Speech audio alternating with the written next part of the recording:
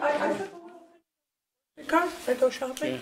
The only person that looked funny at me the other day was the woman with, a couple of people did. The woman with green hair and pajama pants did not look funny. I figured that I didn't look as funny as she did, so. I have a friend who had chemo and breast cancer and chemo. She lost all her hair, so she had a wig on. Yep. And she said the funniest thing that ever happened to me is she was in line.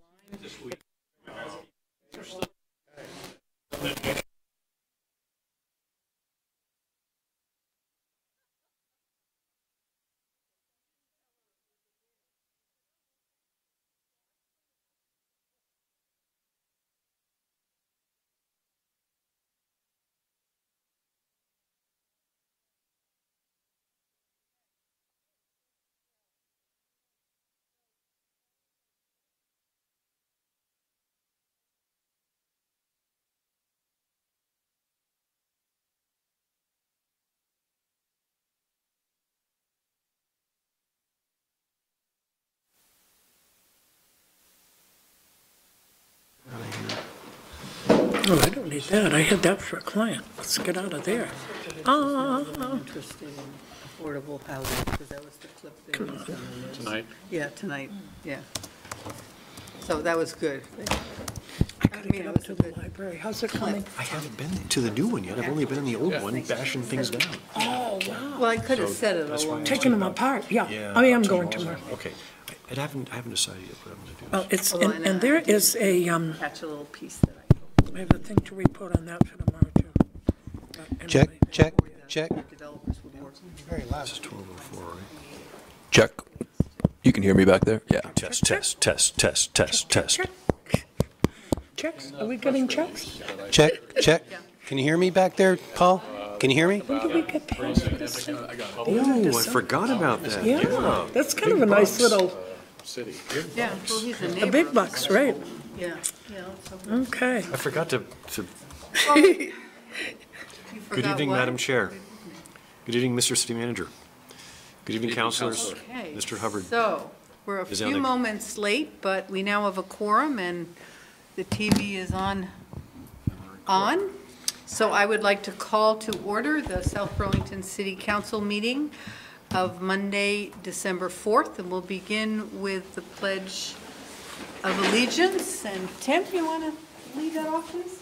I pledge allegiance To the flag of the United States of America and to the republic for which it stands, one nation, under God, indivisible, with liberty and justice for all. The next item is instructions on exiting the building in case of an emergency.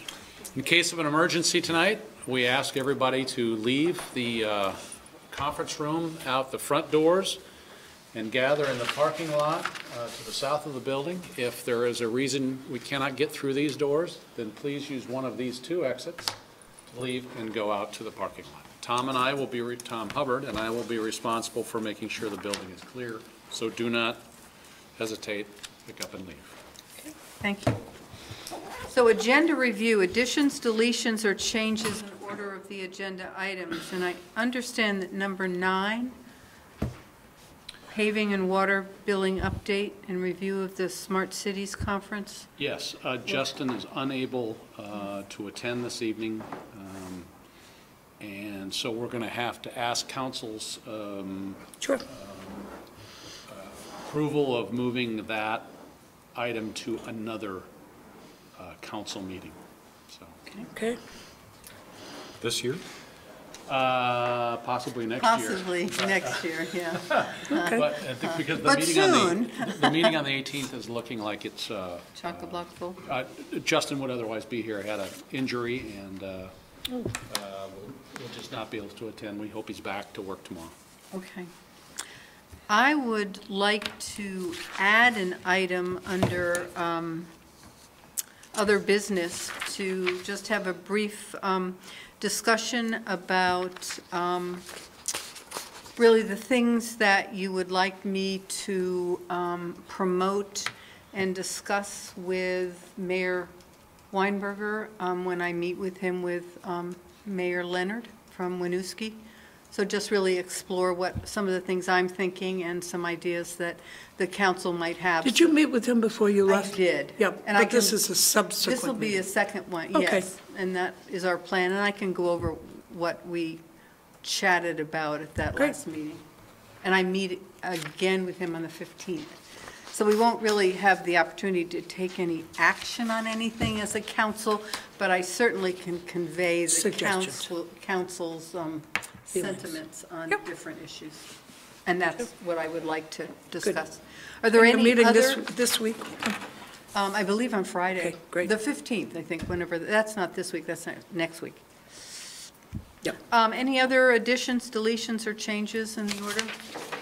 No? Okay, thank you.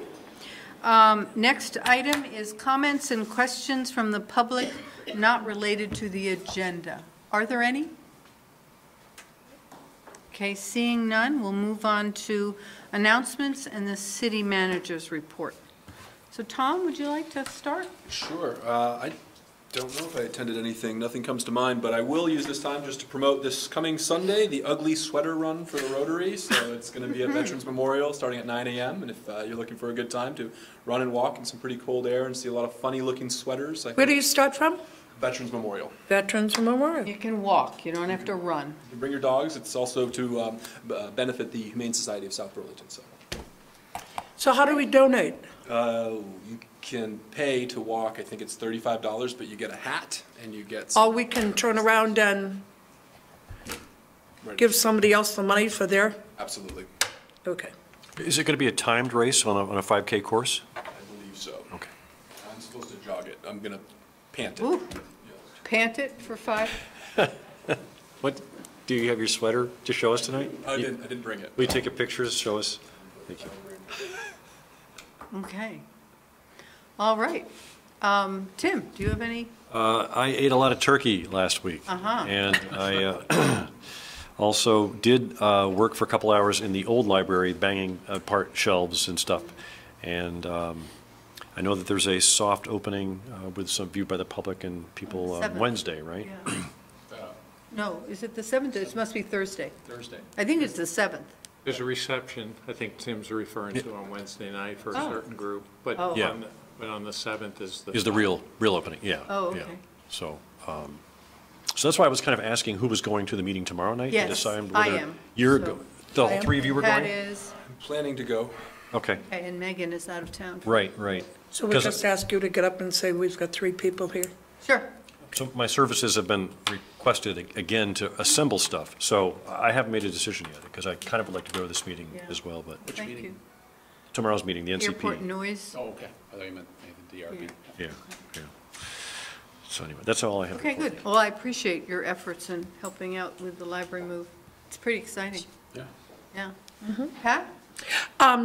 Actually, I did not attend, but I wanted to just give you an update that Megan had asked about, she hadn't seen the public notice as far as the meeting for tomorrow, and I think we might be getting some of the meetings mixed up between the noise compatibility program and the ones that's open for, more for the public, comment. So I thought what I'd like to do is to just review the agenda for tomorrow, so that everyone would be aware. It's from 5 to 6:30 at the airport, and there's the welcome, then they're going to review the June 17th open house. There'll be a public forum and comment period that will run in there for about 15 minutes. There will be a reviewed draft of the noise compatibility program, table of contents, chapter 1, overview, purpose, guidelines, and then there will be an overview of the existing NCP, chapter 3, overview of the aggregation agreements that I think people have been, wanting to know what that involves and all. And then the technical advisory committee will have questions and comments during the period ending at 6:30. Now, that is the agenda as it has been sent out. There are, the invitees are obviously the folks that we appointed to attend for us. You, Paul, Carmen. Carmen and George. George. Carmen and George. And the other communities have kind of a broad brush, I believe, the Guards involved and others as well. Kevin would be able to bring us up to date on that one better. And then there are 10 others that are invited. Some are staff at the airport and the airport commission. And I think we attend as observers, but I'm sure they would give an opportunity for comment as we need to. So I'd be happy to forward Nick Longo's piece that came to me, but the broader brush piece, and I did ask, I contacted our aviation director and said, you know, I think it's really important for our public to know every meeting that's being held, you know, because if the FAA, and I understand this is not the public forum type, but nonetheless, there is public comment time that people can give. But I think the more our folks can be educated and have an opportunity to attend, be it even the noise compatibility smaller group, the advisory group, or the larger one, I think it makes them better prepared for it. So I will ask before the next NCP meeting that there be a broader piece on there. Now, I know it was put on their site. For advertising? Well, a broader advertising. May not be quite the same as what's going to happen with the big public forum type thing when the FAA is present, but I think communication-wise, if that's the piece that we've had the problem with, then I think keeping the communication as broad as we can is an advantage to our South Burlington residents, you know, on that. So I think it's really hard to come in for the public meeting on the final draft, and you know, and well, they're going to have more than that along the way. But it's the interesting piece is that if people stay involved, even with the parts that they're not participating in along the way, I think it gives a broader scope for our folks to understand what's coming up. There was also a piece that did come out, and I won't go through and read the whole thing, but on this, what did get sent out to all of the folks coming, the agenda, the materials, the presentation, draft minutes, and there is a video recording of the last meeting that was held on October 17th. So I think that's important. Tomorrow, by the way, it's in room 3. And is that the room where we usually meet? Is that the little it's one? one of the, I thought the third was the big room up there. Okay. All right, well, You know, the one at the they'll very have end. signage. But it does say room 3. Okay, thank you. Yep. I did not go to any meetings. I was away having a wonderful trip on the Blue Danube.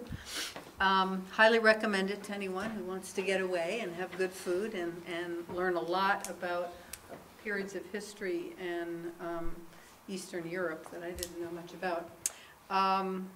But I was interviewed today by CAX regarding the sale of the land, the agreement between UVM and, what is it, Swift and Spear LLC or something,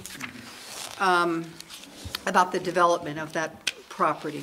So, and basically gave them a pitch that we really need affordable housing built in South Burlington, and I hope that they could work creatively with us to accomplish that. Who was the final purchaser of the land?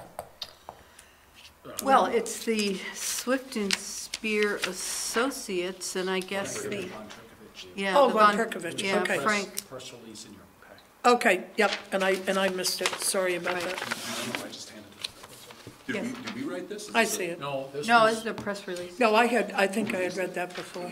I got this from a UVM official Yeah. today, this afternoon, and I just made a copy of it for you. Right. Okay.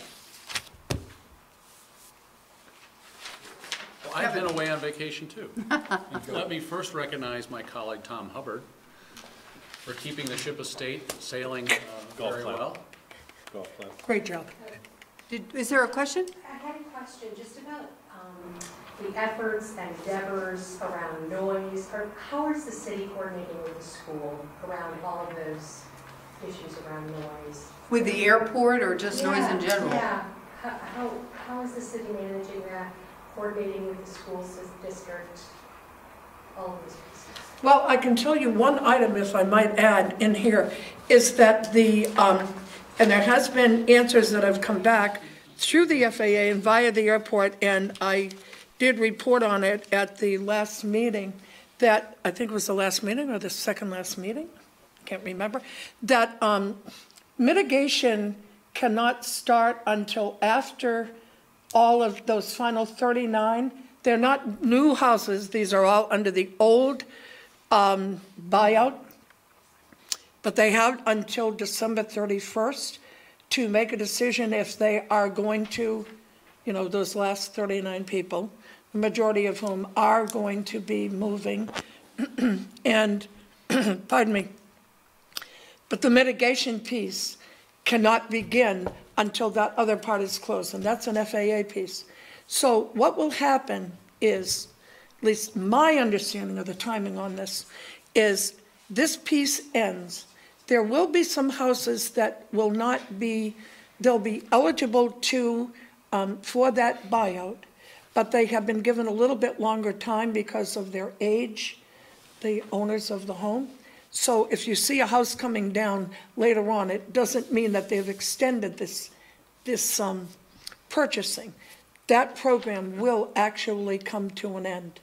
And then the mitigation begins. Now, there have had the first, and there's been a lot of communication between our superintendent and the airport director, and the FAA, and I can't tell you whether, yes, the school will absolutely get all the mitigation that they need, but none of the mitigation can start for any of the homeowners or any of the public buildings or anything until the program commences. At the closing of one, then the next one starts, and they already had received, the airport had received the money for the consultants for that. They are in place. The program is designed so that the FAA wants to hear from the public as opposed to just the elected officials in the community as to what they would like. This is what the open forum meetings are for. Noise compatibility piece is a separate type issue. That has to be done. That is required by the FAA to have a noise compatibility program completed so that they can go into the mitigation program. So the item is, while we would like it to happen yesterday, unfortunately, timing-wise, with the government being involved, what happens is we have about a 6-month period of time, is my understanding, to have our meetings. Then the FAA takes all of that into consideration of what we are asking for mitigation, and what they have available under their programs. Then they get about a 6-month period of time to make a decision. And this is when things would get started. So unfortunately, while we would like to have it, as I say, done very quickly, we're at the mercy of the government with this, unfortunately. But as it starts, my hope is that it will seem to go quicker than what we are hoping for. But anytime you deal with the feds and whatever, the process is not quite there. The airport and the FAA are very aware of the desire to have mitigations for the school. I mean, that is out there. And where the pecking order comes into play, I don't know how that will happen. But patience, I guess, is one of the items that, is probably going to be harder for us to have with this. But I think that's what we're going to have is some patience to see how we can get through this. But once the mitigation program starts, that means that the other program has been finished. And though you may see a couple of houses coming down after that, it's all part of the old program, okay? If there's anything else that I can, get for you, I'd be glad to. So we can talk after even. Diane, in terms of how the city is coordinating with the school board, Kevin and I meet with the superintendent and Elizabeth. every couple weeks. And that usually is one of the items that we discuss. But I just would note that we try to be careful and recognize that they have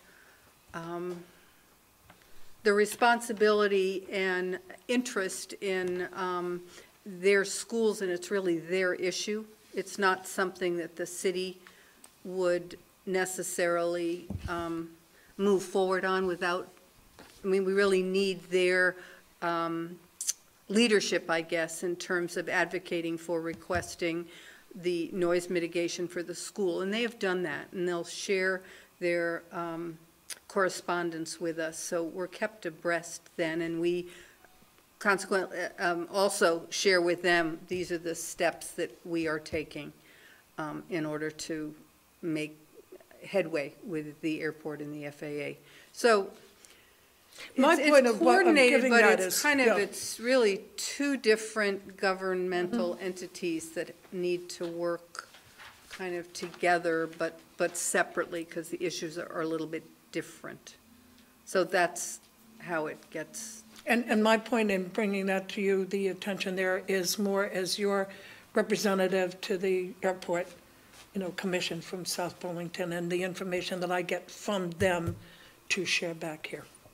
Kevin, do you have anything else to add? Well, David attends the Technical Advisory Committee meetings That's right, on yes. behalf of David, and sometimes he'll bring another member of the team. But as both Pat and Helen, so we talk with, I talk with David probably a couple times a week on a list of issues of common interest. That's always a big one. So we coordinate quite closely on that. But again, as Helen notes, that's their school, and we try not to get in between them and their advocacy. Do we have a steering committee coming up? Has it been a while? Oh, yeah. When was the last one? October? There was a fall one. There was a fall one, so probably January or June. February. But would yeah, be I one. think it was October 17th, was it? Something like that, yeah. In there, So anyway, in I that got a range. couple other Yeah. Okay. things. Anyway, I just want to thank Tom for filling in for me while I was away. Thank you very much. I'll be back. You've talked about the Technical Advisory Committee tomorrow at 5 o'clock. You have the UVM press release that I copied off for you. Just a couple of other things. You should have received an invitation from the O'Brien brothers for a ribbon cutting at 11 a.m. on Friday for the hillside at O'Brien Farm. And I didn't get one. you are all, it would have been later on. Yeah, this I just afternoon. got Oh, it today? at like 4:30 today or something. Check your email on that, and if you didn't get it, let me know, because you're all invited to that. The Attorney General has signed off, found the Union Municipal District Agreement to be consistent with state law. Has signed off on it, so it has cleared that hurdle. Great. And the next step in the process would be to bring this to you for your consideration to present to the voters in March. And so I will have a packet to you next week, well before you would normally get your big packet, and outline some of the rationale behind this and so on. We would hope, Chair, approving that you consider this on the 18th. On the 18th? At your Okay. meeting. Okay. The other potential member communities have it on their agendas this month as well. So we're very pleased with that. The CCRPC is having their legislative breakfast on Tuesday. I think you may have gotten an invitation to that. I'm not sure. That may have just gone out to the representatives of the communities. It's a pretty good meeting. Tuesday, like tomorrow, or next Tuesday? Tuesday, like next Tuesday. Oh, okay. 12th. The 12th. The 12th, yeah. All right. What time and where? It's at 7:30 at the Doubletree. The Trader Duke's? Yeah, I'm sorry, at Trader Duke's. Yes, thank you for correcting that, Tim. Right. Little bit of sad news. Our newest canine police officer, Rumble, has developed some health or some structural issues with his legs. Oh, And after several consultations with veterinarians and a couple of opinions, the belief is that Rumble will not be able to function as a police dog. oh, So Officer Bellavance, who is Rumble's trainer, has asked to be able to acquire Rumble and Oh, keep nice. Rumble Oh, sure. Yeah, they were for pretty her close. own, her own dog. And she has what is that? MeFundMe page. GoFundMe. Page. Yep. Because Rumble will need surgery.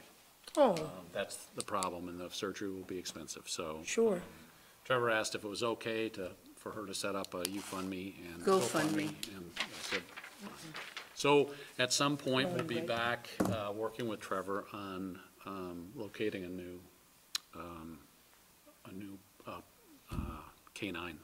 Will she be able to access I mean, I guess you could go online and get our emails, but is there, I mean, I know you don't share email lists with people.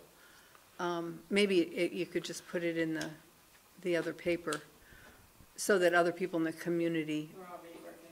Yeah. Oh, good, okay. Sounds like a That's major great. story. Well, yeah, Yeah, sad story. It's too bad. I know. but it would be, because I certainly would appreciate an He's a cute invitation dog. to. Oh, sure. And I think with the surgery, he'll be Fund it. able to lead a normal life for a dog, just not for, it's Right. a very high-impact job as a police dog. And anyway, How long does it take to acquire and train a new dog? well over a year, Yeah.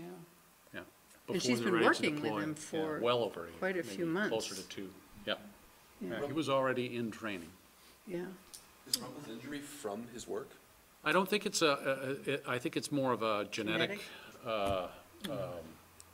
they had thought maybe it was just growing pains that he was going through, but apparently multiple opinions indicate, no, it's Oh, that's too bad. the Glad they're not library. putting him down. No. Tom and I were over at the library today. We had lunch with the staff over there, looking at their final plans. They've been through the training on their new software program. Thank you. Thank you, and thank you the support of all the council. Thank you, Tim, for volunteering to help out. That was much appreciated. Wednesday night, there's going to be an appreciation, a small appreciation event for the volunteers who helped out. It's looking great over there. It really is looking great. There's a bunch of stuff around, but they're going to pick that up and vacuum a little bit, but it's looking great. It's looking great. So we're looking at a soft opening on Thursday. And then a more formal, hard opening in January after the holiday. And lastly, you may have noticed if you came in the front door, there's some construction going on out front here. We're modifying what was the assessor's office and is now the tax collector's office. Todd has moved upstairs, and we'll be putting in a window there that will be a general greeting area. Our hope is to upgrade Nice. our customer service by ensuring that everybody who walks in the door is greeted properly and asks what we can Nice. do for them, and directs them either upstairs to our staff upstairs or to the clerk's office. And so. They get a window. What's that? They get a window. They get a window. They get a Yes. window. There's going to be a window there. That's nice. The water cooler's moved. The water cooler was in bad shape to start Yeah. with. It is moved. Tom, you have any, you were in command It here. was this just last that if 2 weeks. anyone was in City Hall today, that was the noisiest part, was trying to get that water cooler out of there, so. The staff endured a pretty noisy day, but And a the fire majority alarm. of that work is done, and It's exciting. Yeah. Well, greetings like that seem to work for Walmart. They have greeters, so we can have greeters. I think that isn't necessarily where we got the idea, but you're right about that. Is there a question? Sure. Is there an update on the Eau Claire farm status? Still in negotiations, but the negotiations are with the team that we're part of, but still in negotiations. So are Nothing we final yet. present for those negotiations as a team member, or are we more? Paul is our more designated representative on the team, and then Paul keeps Tom and I apprised of apprised or appraised, whatever the word is, apprised of, probably appraised in Canada, but apprised here of what's going on. So we're hoping for some movement on that shortly. I'm surprised that we hadn't had that by now. You know, it just seemed like there was such a rush to, you know, to move this, and we met to move this, and then, you know, to have things. So while I understand that, I felt that was a little quick. It seemed to be that it was their insistence to have that done swiftly. Well, I'm just as glad, though, because I think it's a complicated negotiation and process. So I would rather that they spend probably a lot of money on legal advice, but negotiating this so that the final Well, I wasn't sure proposal is good. who was holding up the other side. Was it our team type thing or the other? I don't think either side has been holding things up. I think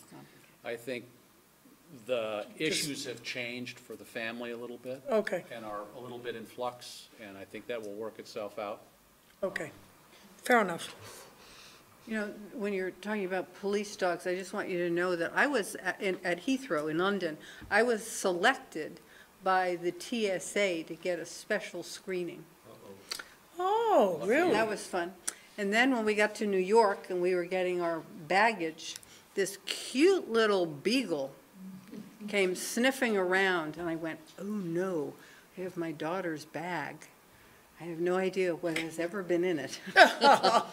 And so this little beagle got real interested in this bag and stuck his nose right in.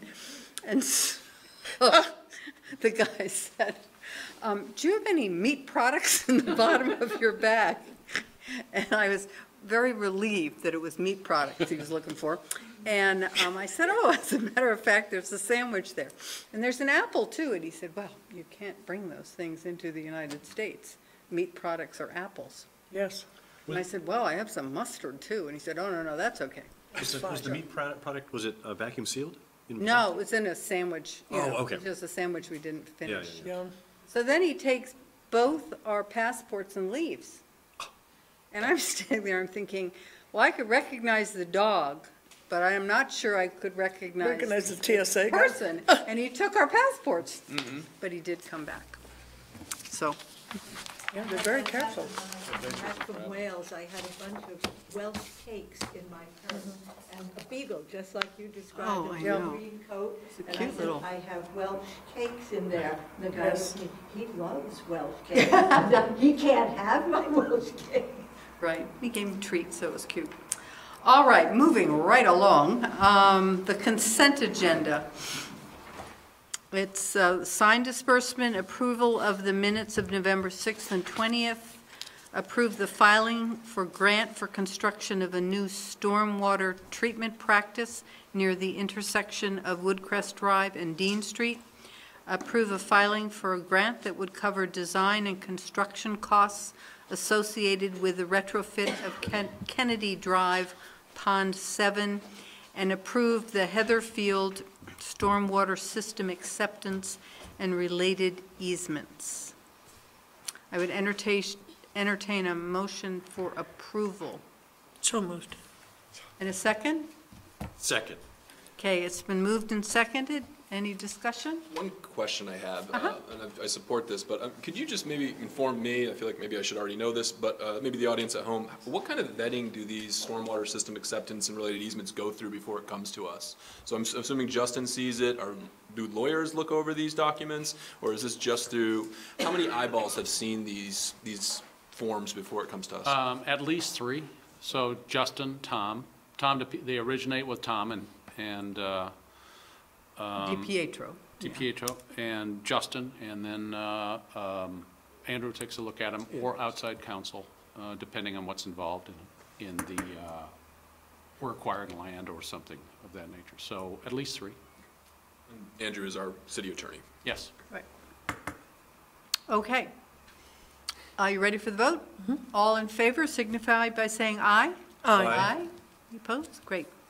Really glad to see these stormwater treatments coming along. They Yes. just keep, I mean, the list is 157 projects. They're just kind of knocking This is these off 3. as they get a chance. You I know? think this is, as Justin, I think, appeared before you maybe 6 weeks ago, said this is, you just expect to see this coming at you constantly, so got a lot of work to do. Right.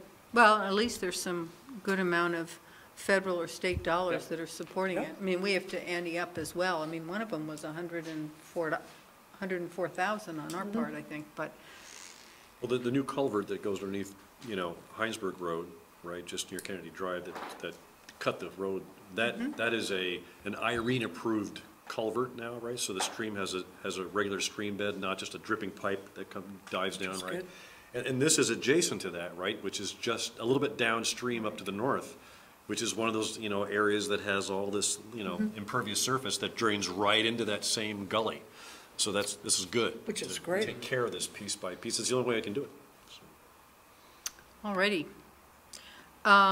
Next item is update on the relocation and process for establishing a dog park. So do we have a little bit of an update? I just thought, I wasn't here for that discussion and it wasn't taped. I'm sorry. I can just say that I had a phone call with one resident who was unhappy. I received probably 4 to 6 emails from people that were unhappy, dog owners. There was a lot of chatter on Facebook, and so there was. Yes, I read all the chatter. I didn't get. I did. phone I calls. received an And interesting. Front Porch Forum, too. I Yes. received an interesting call, and only one, and she's a dog owner. She felt that there really hadn't been a problem, and, but I had a conversation with someone else who felt there had. But anyway, this one woman, I asked her how many dogs, and had she used the airport area one behind Picard Circle, and she said she had, but she noticed that this was more in use, the one at the park at JC. And she said, I did leave a couple of times when in the latter part of the afternoon, there were around 12 dogs there. And she said, I talked to the people. 3 were from South Burlington. We have Winooski, Essex, whatever other residents were there. And I found it interesting, and not that, you know, we limited it and said it had to be South Burlington dogs, but she said that was the part, and she said, I felt that, she said, the area was small for the number of dogs that were there, and she said, that's why I left. She said, because when you have too many dogs in an area, that's when you start getting into the problems. But probably what I wanted to say, since you weren't here, Helen, was the item is that I thought the discussion that we had that night was interesting. The majority of the counselors had gone and observed over at the park. I certainly had. I probably would have, given certain timing, may have said I could have seen an extension, because I know Tom was, you know, for, you know, having a little longer period of time to let people know. But I'd like to explain why I came up. I didn't feel that, I knew that we were coming into winter weather. If we're going to get anything moved, then it's inappropriate to try to do it when the ground is frozen hard, other than using the suggestion you had to say, let's do some snow fencing and what have you. And that if we had made the decision that it was probably in the best interest that the park not be there, that to delay it was not really serving a whole lot of purpose on the end. And we really, if that had happened that night, it would have been a 2-2 split. There would have been no action taken, and I felt that we needed to do something to move the piece forward. The other comment that I did get from someone was that they had been a little concerned because the children's playground was very close to the dog park, and that the children seemed to, sometimes with their exuberance, would have gotten the dogs agitated. Or something? Huh. But I also look and say, I read all the things that came up, as I'm sure you had, and it was sad to see it close. I think some people are not aware of the fact that our 2 previous dog parks, it was through no fault of our own that we don't have them. That, you know, it was unfortunate that we don't have those. However, that, and I know we had an expenditure to have this done, and I'm sorry that we did that. In retrospect, however, and looking at it, I think what this has told us is that people are very interested in having dog parks. I think more than I even thought of before.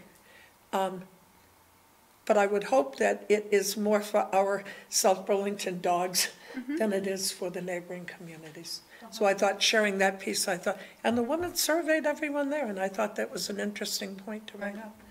You know? So do you have an? Oh, and I have one last item.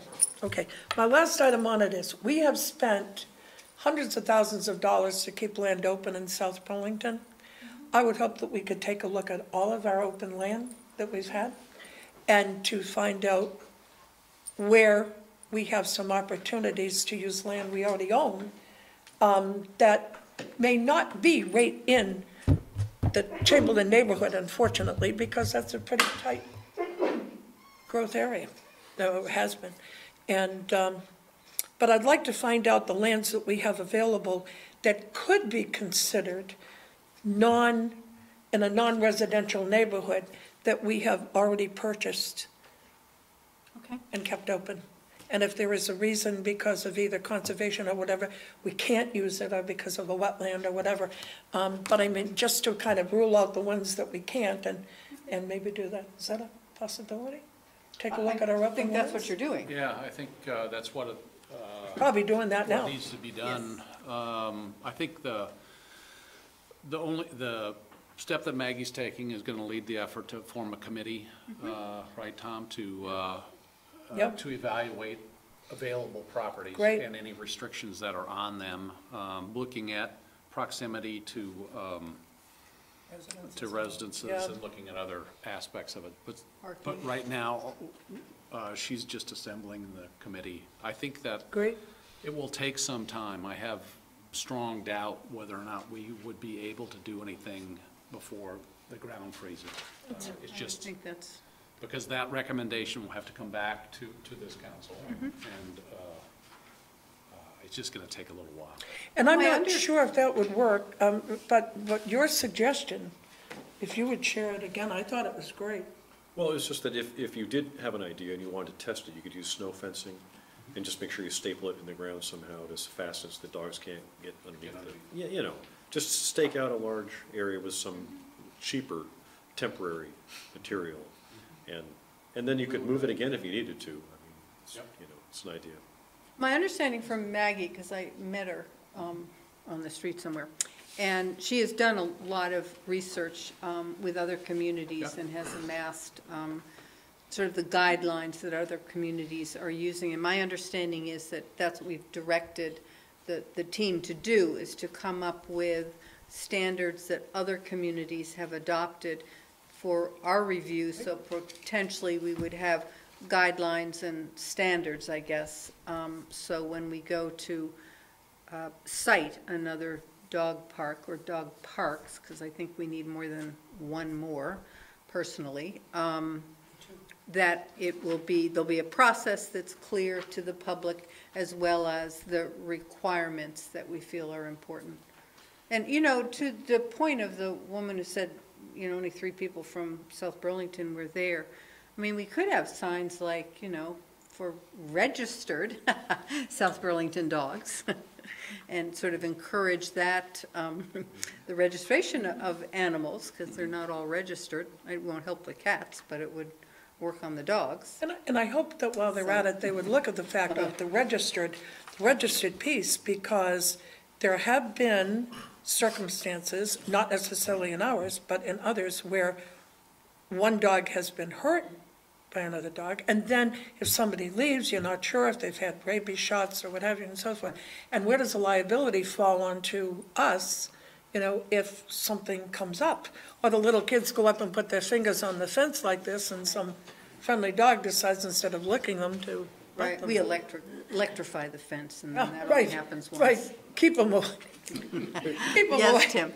There was I have a one- lot of good ideas for dog parks. Yeah, me too. There was one extra comment by the person that talked to me, and she lives, I think, next to Mr. Dickinson or in one of those houses. And she expressed a concern that there were taxi drivers or Uber or Lyft operators parking in that area in lieu of being at the airport at very early hours, like at 4:30 in the morning perhaps, which the park is supposed to be closed, I would assume. So maybe if you could ask Chief Whipple to maybe have some people drive by there 4:30 in the morning, and just if they see somebody in the parking lot idling, to tell them to go away. Yeah. Because they shouldn't be there. They should. I've seen cabs there during the day, During the day as well? Yep. but not, obviously not when the park is closed. Right, and I heard that complaint from her, and I took that seriously because I wouldn't want cars, parking outside my residence in a No. public park when it's supposed to be closed. Well, that sounds like an issue we should raise with the airport as well, because Well, Uber and Lyft, There's a cell parking lot, why can't they I park? know, but Uber and Lyft and Green Cab, they do not contract with the, airport? they are not like part of like medallion type Yeah. that get in the queue. Uh-huh. They come on call. And so that is the airport. Actually, it is the taxi commission that you would want to deal with in the city. Point to bring up with the mayor. But That's this a is something good that resident can call the non-emergency Yeah. police number about it, make a complaint about that. That would be, okay, so. Absolutely. 846-4111. There are a number that also park on the side streets that are, across, and they're waiting. Now, Uber, interesting, I haven't seen that as much as the Green Cab. The Green Cab, I've seen a number of those that would be drawn in, but So Maggie Hey, has, Tom, I'm sorry. well, I was just going to close out by Oh, saying Maggie and has been doing quite a bit of research on other jurisdictions, on ordinances, pertinent ordinances, on, there are books written on this that she is researching, and she's listed 4 or 5 different communities, looked at their ordinances, so she is doing that. That's great. Great. You don't need to reinvent this wheel. Nope. Tom, you wanted to, Yeah, just a couple things, and I love the open space idea. I would love to make sure everybody knows about our open spaces and that they're dog-friendly, and I completely agree that we need more dog parks, and I think that could help address the concentration issue that we had with this one. In my conversations with residents, I just wanted to highlight one thing that I think is important for this whole body to hear, since I said it to other residents. Precedent matters, and I would say that overturning a decision is a bad precedent. So we were asked to reconsider this notion, and the council starts going back and forth on things, it can be very problematic, because then when do you really count on what the council takes action on? But for that same reason that precedent matters, I told them I would make this statement, that I think it's a bad precedent to close a park so quickly. And I would just say, in the future, when Baycrest comes online, when we have issues with fireworks, when City Center Park comes online, when residents have issues, I would just be hesitant to want to act so quickly without collecting more feedback and opinion from residents as well as city staff. I just think we need to make sure the staff are heard, because we're not running the city, we're just setting policy and being responsive to the constituents. So I just want to make that statement. Important to listen to the staff. and I appreciate that, and if I had been here, I probably would not have voted to close it for that very reason. It seemed a little quick, and I get concerned about setting precedents with just a very few vocal people raising concerns and then having a pretty strong response, immediate response. well, my But feeling. I think we yeah. learned a lot from this, so I don't believe this will happen again with dog parks, and we can learn and use this with other decisions that we make that potentially can cause concern for our Mine, residents. when I made the motion that night, it was, actually, I was leaning towards siding with Tom and on the waiting on that, but I said I wanted, in deference to what we were going through, I wanted to have a date certain when we would have it, and I think I mentioned a February or March date, and I didn't seem to get support for that, so I thought otherwise this will die tonight if we do not have it. So decision, while I appreciate the fact of not giving notice, I think we were all pretty much in agreement that it should be moved and So that it was only going to delay the inevitable. Okay, well, thank you. Here we are. Our next item, and we're 5 minutes late, I apologize. It's a public hearing and potential approval of the council amendment for the capital improvement plan. It was warned for 7:15, so Alana, oh, no, Tom. I think I'll just reiterate that Alana sent a very thoughtful memo to you. There's little change in what you originally received other than some of the information regarding City Center, and that the changes that were made in just that piece of it, which is not related to the general fund because City Center's in the special fund, is because we've moved the vote from March till November. So that's changed what some of those projections were. But other than that, it's the document pretty much as you received it back the first time, and certainly welcome any public comment or questions tonight about the CIP. And Alana has the entire package with her that's well over 100 pages. Apologize to any members of the public that tried to access that this past weekend because the file was so large that you needed to copy and paste the link. It just couldn't be a direct connection. I can't explain IT stuff. I don't know how that works, but anyway, it was a huge document, and you were still able to access it. There was one extra step I think you had to do to be able to pull the whole thing out. Alana has it with her, and maybe once the public hearing is open, be happy to respond to any questions on that, or questions from council as well. So are there any questions? You need to open the public. Oh, I'm sorry. So I would entertain a motion to open the public hearing for the potential approval of the council amendments for the capital improvement plan. So moved. Second. All in favor? Aye. Aye. Okay, so we are in a public hearing mode. Are there any comments from the public or questions?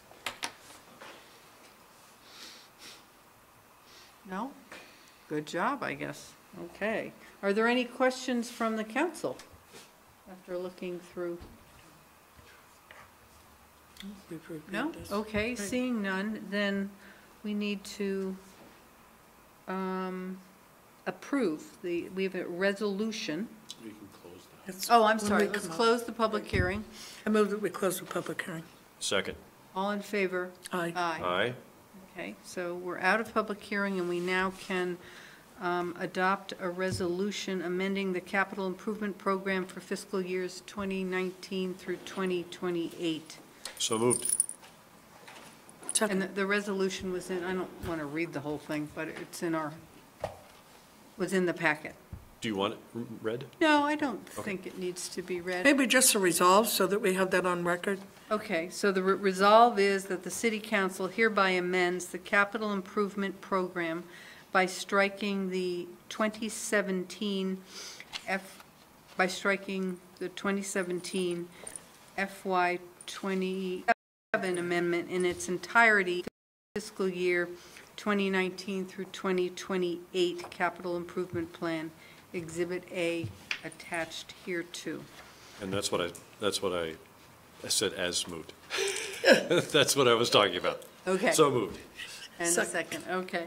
And just to, clarify for the public, we put into process, I think there was a time when this city council would adopt a CIP for a score of years and then not really update it, just use it as a guideline.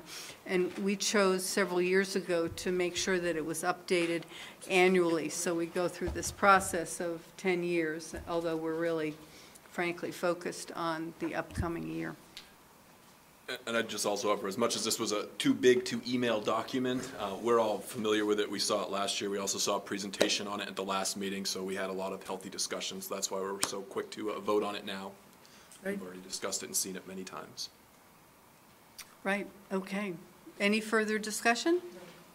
Okay, all in favor of approving the resolution, signify by saying aye. Aye. Aye. Any opposed? Great. Thanks for your support on that. I'd just like to, again, thank Alana and Martha for their work, and all the department managers for all the work in putting that together and their presentations to you. I think they did a good job. They do, and the summary was great. It's very helpful. And I hope it's helpful in the governance of the city to have a document that has so much review and thought and updating, so it really keeps us managing to the right and realistic numbers for capital improvement. I feel more confident in that, because we do change it, and it's an active document. We're going to skip, as we noted earlier, number 9 and move on to item 10. Consider and approve the errors and omissions report from the grand list, and Todd LeBlanc. Hi. Hi, Tom. I have to say, these documents sort of puzzle me a little bit. I don't sort of get them. Yeah. I think it's more of a technicality than anything, that any changes that happen after I lodge the grant in July need to be approved. Oh, would you identify yourself for the record? I'm sorry. Todd LeBlanc, City Assessor. So they need to be approved by December 30th to make the grant list valid. These are changes that had I been aware of prior to lodging the grant list that I made. Sometimes you missed a few things. Just one person out there doing the job, so it happens. Every town goes through this, and it just needs to be pretty much signed off on. There's more to this document than actually needs to be in here, because I like to keep all the changes for the grand list in one document. So, because this goes to the clerk and it gets lodged with the grand list for posterity. So there's more to this than you actually need to see. A lot of it is related to homestead declarations and the effect on the grand list. So it's. Do you have a more presentation, or are there questions? I have a question. Yes. So the inactivation of the parcels for Lily Lane, what does that mean? What happens is, when these parcels change hands, went from property owners to the city of Burlington, the taxation process changes so that the valuation that's on these parcels no longer ends up in the grand list. They don't get a tax bill on it, and those values are recouped through a pilot payment. Even though they haven't been demolished yet? Yes, as soon as they buy them. The following grand list. Did anybody else know that? Yep.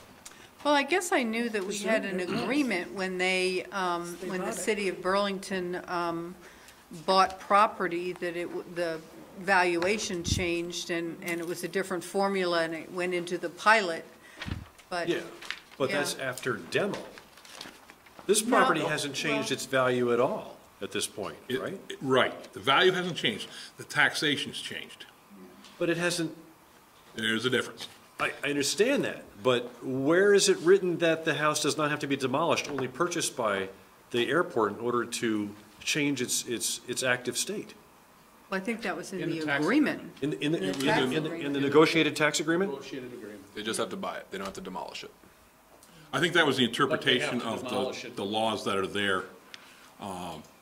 Burlington's side of the argument, and that's what came out of the lawsuit, was that this is what happened. Explicitly states in the agreement that they just have to own it. Yeah, it's in, all that is covered in the agreement, how this is supposed to take place. But they also have an obligation to demolish it from the FAA. Right. Or move. Or move. Helen, that would be another good thing to have on the. But these are occupied dwellings at this point, right? No, once they're sold, they're not occupied. Oh, I thought you said that they were occupied. I think they're occupied. Yes, they are. I was told by the mayor at my last meeting that there are people living in all of them. We trick-or-treated at them. Okay, so if these are occupied dwellings that are not to be imminently demolished, I cannot support them being inactivated, because they're still residential properties, whether they're rentals or they're, I mean, I know this is contrary to whatever agreement's been signed, but let me just voice my extreme displeasure that this is crazy. If these are houses being lived in that were purchased by another entity, they still owe property taxes on them until they're uninhabitable.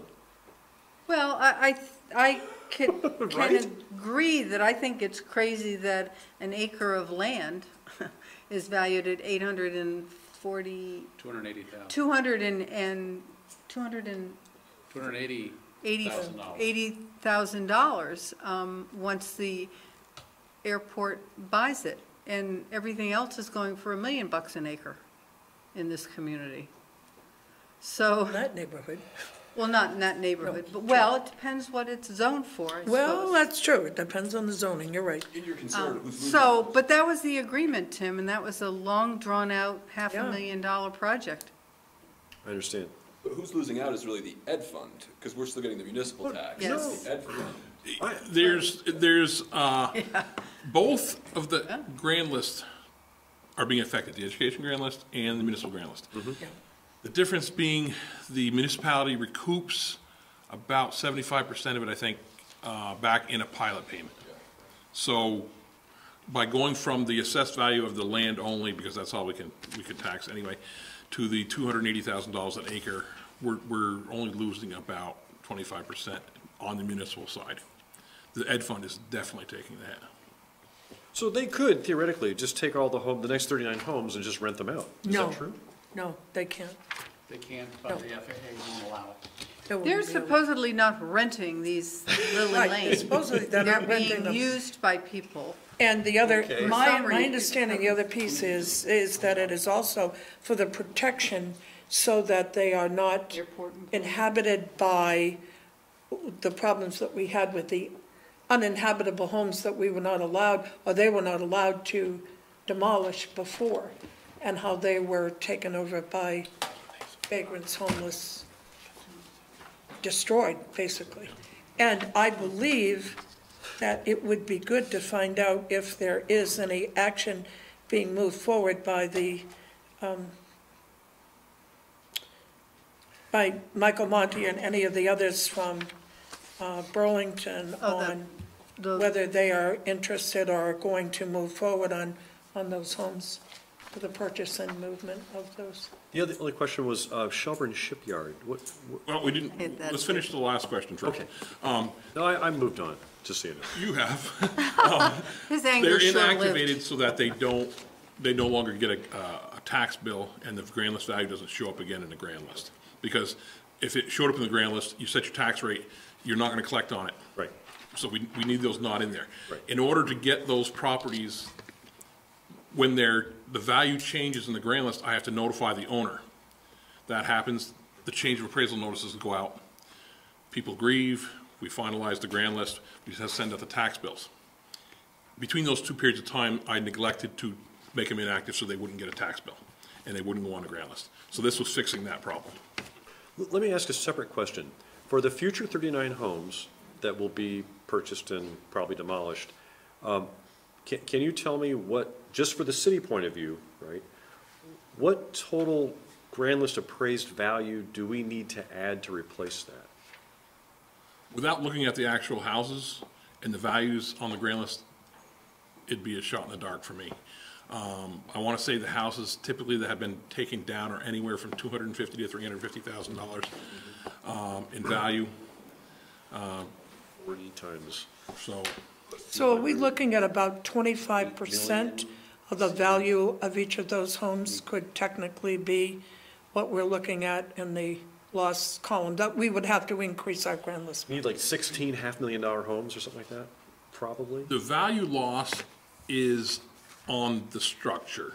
Right. We recoup on the land, so we do Yeah. lose the structure. Right. Yeah, Okay. I know, but if you wanted to recoup, so let's say that we didn't get any reimbursement, no pilot at all, right? And we had to add grand list by building new homes or commercial property, whatever it is. I was just curious what that ballpark number Sort of was that the we had. impact of that. I think In assessed value by being new construction Megan would be sale developed value. that number She did, okay. using It would be a worksheets. definitely a theory. Yeah. If you built houses that were same value as ones being torn down, it'd be a 1 for 1. Well, no, If they were twice you're as not, much. no one's building houses for $250,000 each or 200,000 Right. anymore. But they're Yeah. building them at Rye for 300, 400, 500, right? And the same at Sadie Lane and the same at, across the street of Dorset Street, right? Right. So if they were, $400,000 houses, you'd need, 1.5 times the number. If they were $600,000, you'd need half the number. I was just curious. It's all, And you just probably keep these things in your mind, just like bouncing around. there's too much up there. Yes.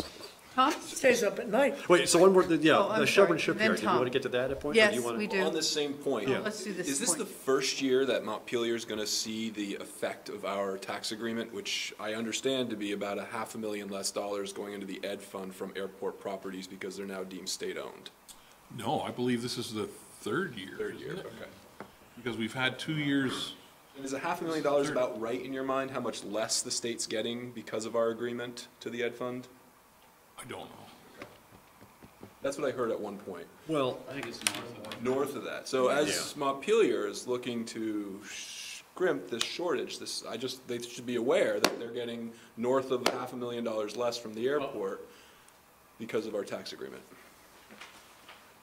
Well, don't Sorry, send this them a is- letter, but, No, it's a complex agreement. They're getting more than $500,000 less a year. yeah. Do you want to say something? No, I'll talk to you about it afterward. Don't ask questions you don't want answers to. So are we done with that? Okay, now back to the Shelburne Shipyard. yeah, how come Shelburne Shipyard owns, what do they own? Some land out behind the airport, Oh, down along the river. The Shelburne Shipyard is a, Is that River Cove Road? Is that- Company or oh, something. oh, I didn't know that. I thought the same thing. So as a And they- corporation, they own? yes, it's a corporation, and they finally put it in current use. So current use is so far behind at the state level, it came in late. So in order to get it to ground list, it just So- goes in. What, does that cost us a substantial amount of? We lost grand list value, but we recoup it in pilot, hold harmless agreement, so. Okay, and then the other sheets are the homestead status, so some are on now and were off last year and vice versa, so that's just, That's all the stuff that technically doesn't even need approval. It's just, I like to keep it neat Oh. in one document. So Okay. if it's not on the front sheet, the impact of some of this stuff in this front sheet is in the following pages, but this front sheet summarizes what the errors and omissions were. okay. What does that mean, on now, off last year? I mean. Filed a homestead this year, didn't file a homestead last When year. did they file or? Yeah. Yeah, okay. Well, because if they didn't file homestead, then there isn't going to be any property tax adjustment, right? There's a different tax rate, Yeah. and if you don't file a homestead, you can't get it. Right, okay. Adjustment. So, Todd, I'm sorry. do you have another question? Mine is just, it's just your opinion, okay? That, we've been struggling with this, how much information should we be able to get out, to the taxpayers to make sure that they are filing their homestead pieces and what have you and so forth. Do you feel the council should be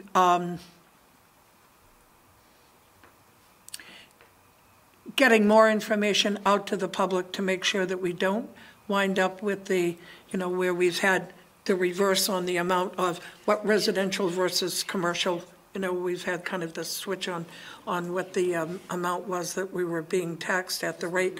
But do you feel that we should have Peter in to talk with us and then do everything we can to let the public know that these are things that they should be applying for and that, they're going to be paying late taxes? And I understand you're not the tax collector, but, dealing with the problems that come up when people say, hey, how come, I have this? Up until recently, I sat 3 feet from the tax collector, so I've seen it all. I know.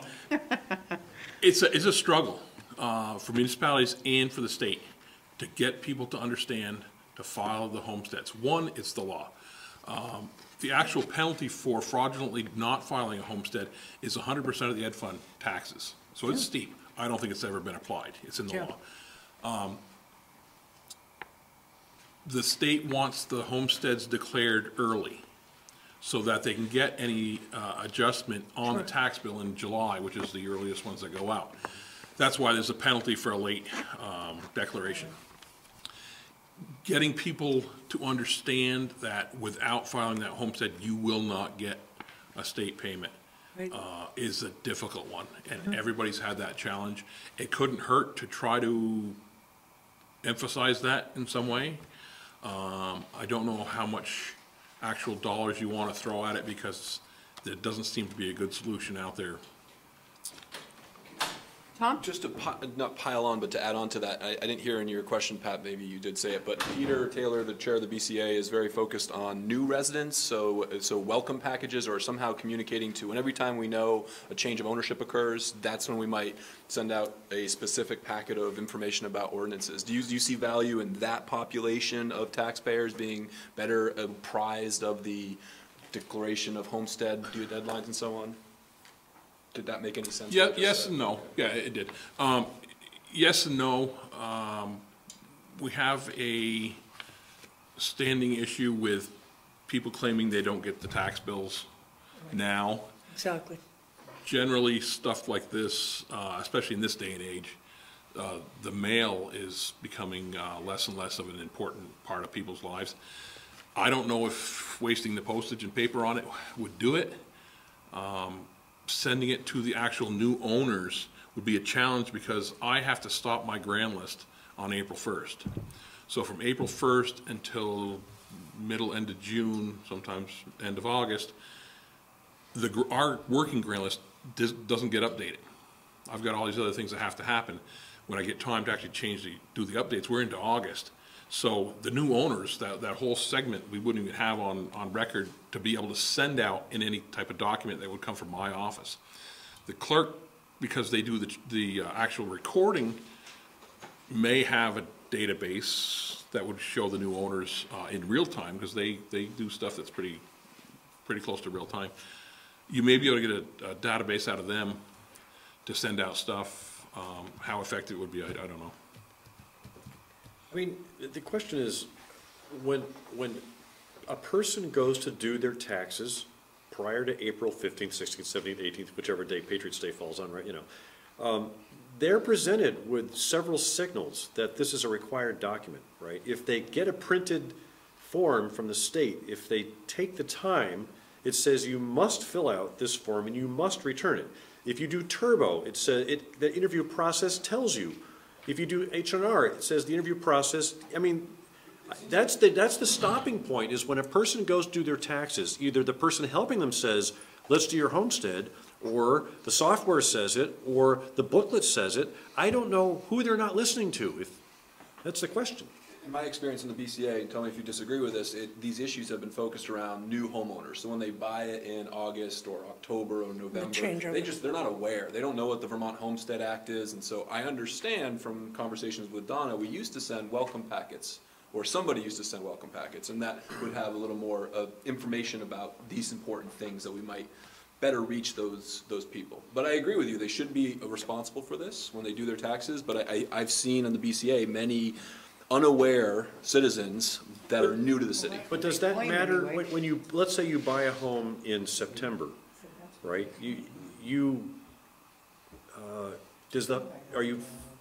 haven't lived there a full year yet. What's the rule about the homestead filing in the following tax year? If you're there on April 1st. Oh, April 1st, right. So anybody who's an owner of record as of April 1st needs to file the homestead. Right. Okay, must file the homestead. Yeah. Okay. And you get people who are moving from Vermont to Vermont, and which house do you declare it on? It's a big confusion. Oh, okay. We'll get multiple declarations. Every homestead declaration that happens in South Burlington comes to me.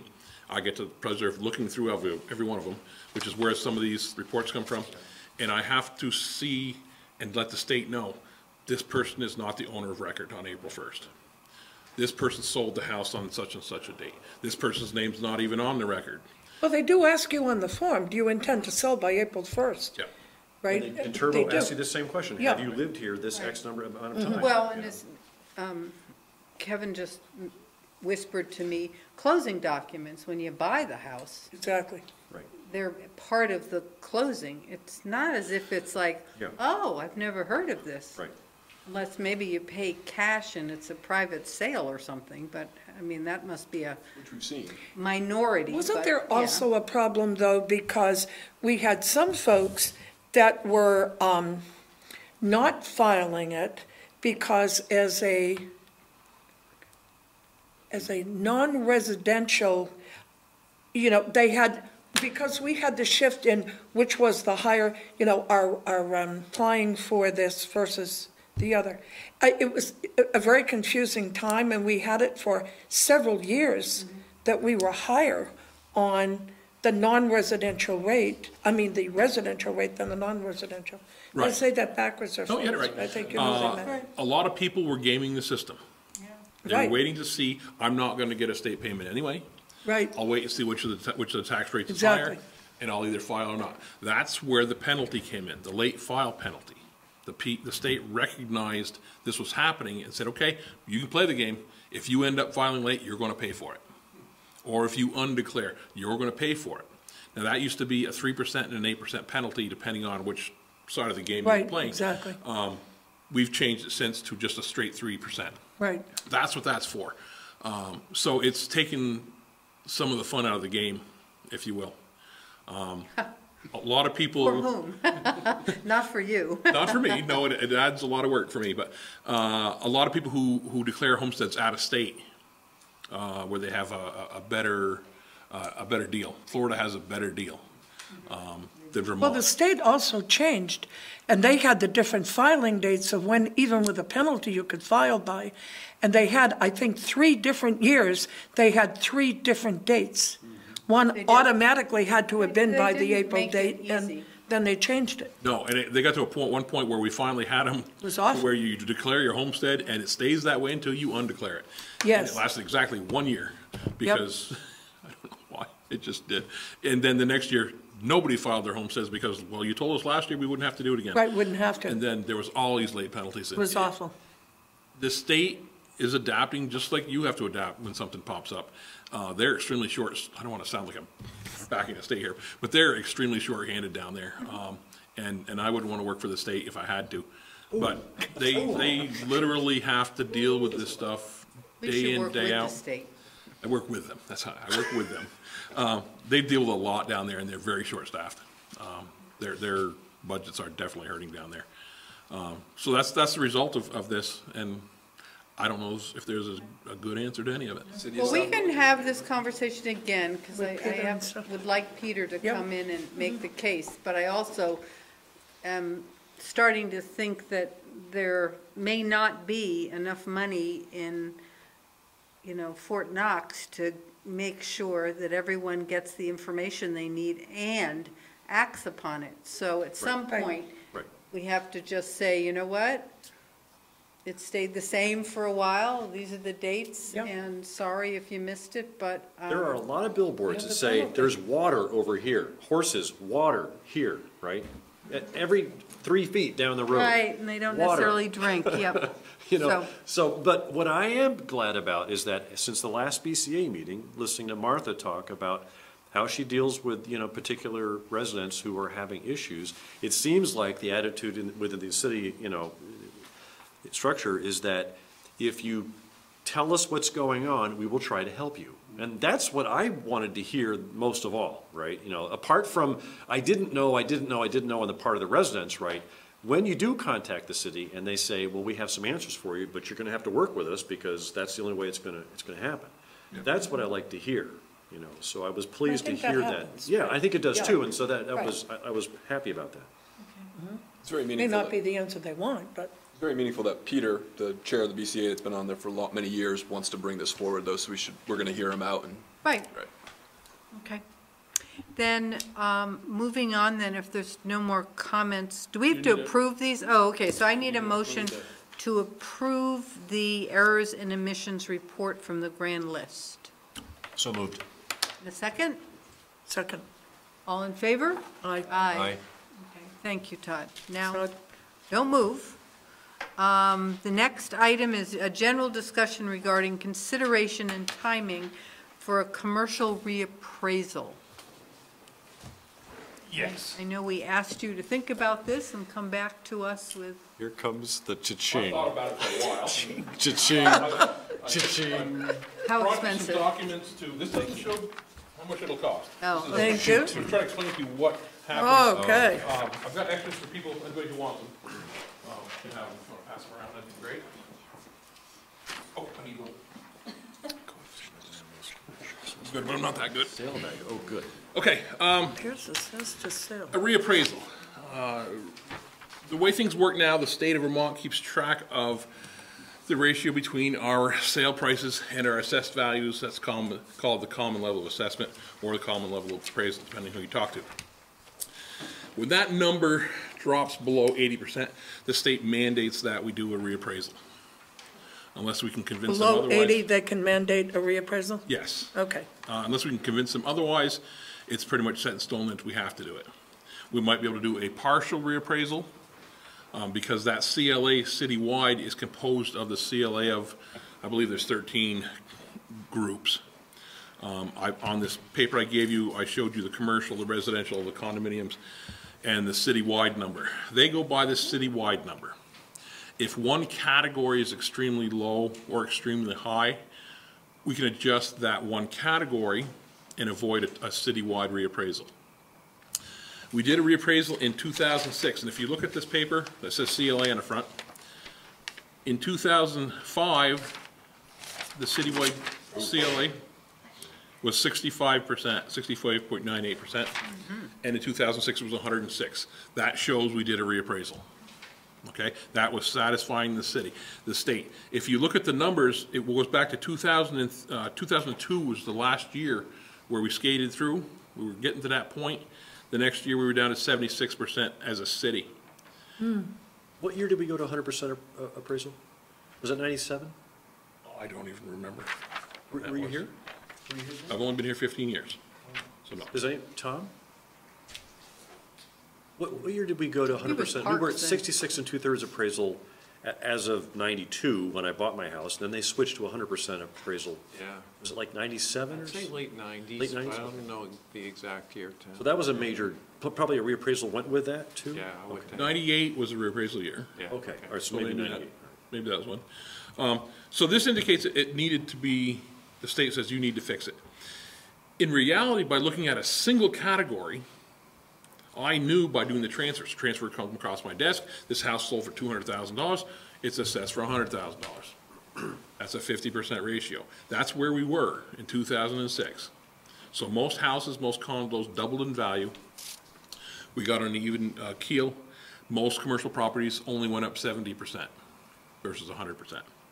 Are these CLAs averaged by each of those sale price differences or ratios? Or is it weighted by price? Or? They're combined, all the sales, and there's a 3-year aggregate. Oh, okay. So, and the reason they do that is to smooth out the curve. Smaller towns that don't have a lot of sales, one sale could change your CLA drastically. So we did a reappraisal in 2006. Things have worked out pretty well since, even weathering the market that immediately started to drop. We couldn't have done our reappraisal at any more of a apex than we did. We hit it dead center right on top. It was just bad luck on our part because people accused us of doing it at the height of the market. Well, they were right, but it wasn't on purpose. So now that things have gone down, every category has gone down, categories have come back up. Our sales for houses, condos, living units have gone up and have surpassed 2006. Our commercials, on the other hand, have not. Commercials have typically, and if you look at this chart, lagged behind at least since the reappraisal. Prior to the reappraisal, they seem to be okay. After the reappraisal, they're definitely lagging behind. So in right now, our citywide CLA is roughly 96%. Commercials are around 94%, which seems good. Last year was a different story. If you look at the difference between the residential and the commercial, going back a couple years, there's a big disparity. Right. Okay? The CLA is indicating accuracy of our grand list. Our grand list says it's worth $100,000. It's actually worth $100,000 in the market. That's good. That would be a 1. On the second side of this paper is the COD. This is a coefficient of dispersion. This measures equity. Okay? You can have a CLA of 100% and have absolutely no equity in your grand list.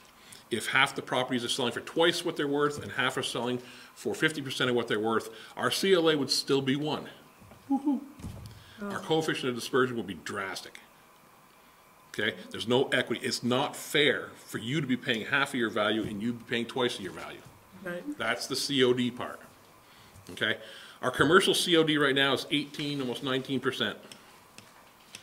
Okay? So example, that would be, when we're comparing that to the residential, obviously this is, The equity, that's what we're gonna do. We're gonna compare it between the people living in their houses and the people not living in their houses.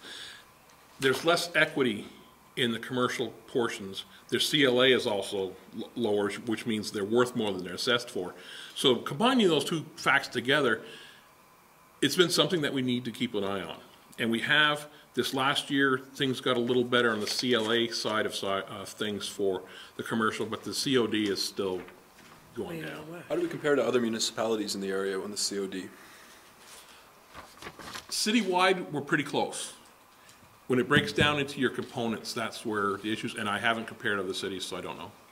But I know we always talk about, oh, what'd you get, you know, like looking for And a test. that's public information, It's all so you public record, yeah. can check out other communities? So it's something we need to do. Then there's a couple problems. One, reappraisal companies right now are few and far between, and they are booked out years. So getting a company to actually bid on a reappraisal and then actually getting them here to do it is going to be a challenge. takes time. It takes time.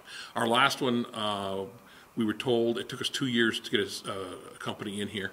Well, what's the special magic in doing these appraisals? I mean, is there, they have special sauce If I told you and that, I'd little have to mystic kill you. sparkles that they put in to determine this? I mean, this can't be. It's the work involved. They site visit everything? Site visit, everything.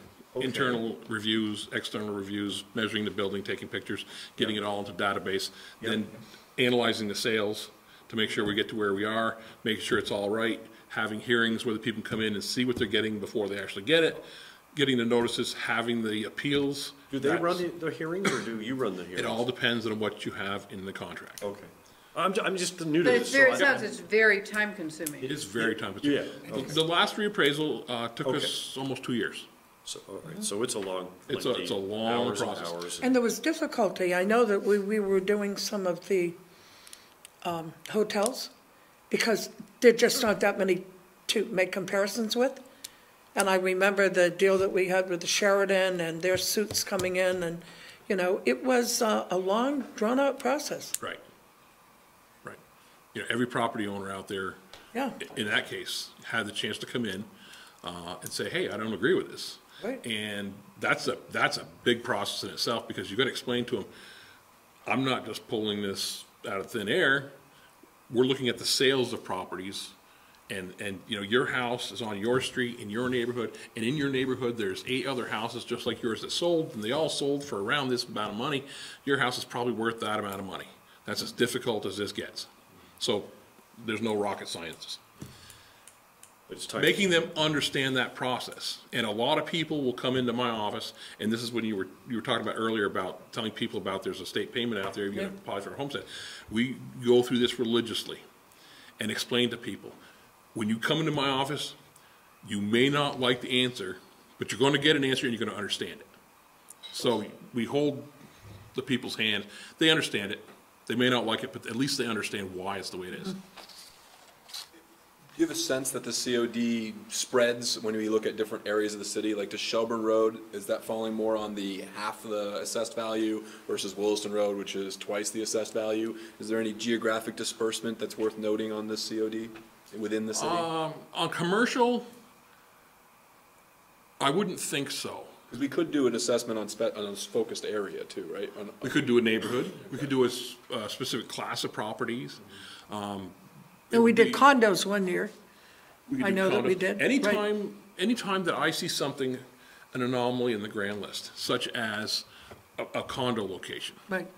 where, geez, these condos are all selling for a lot more than they're assessed for Right.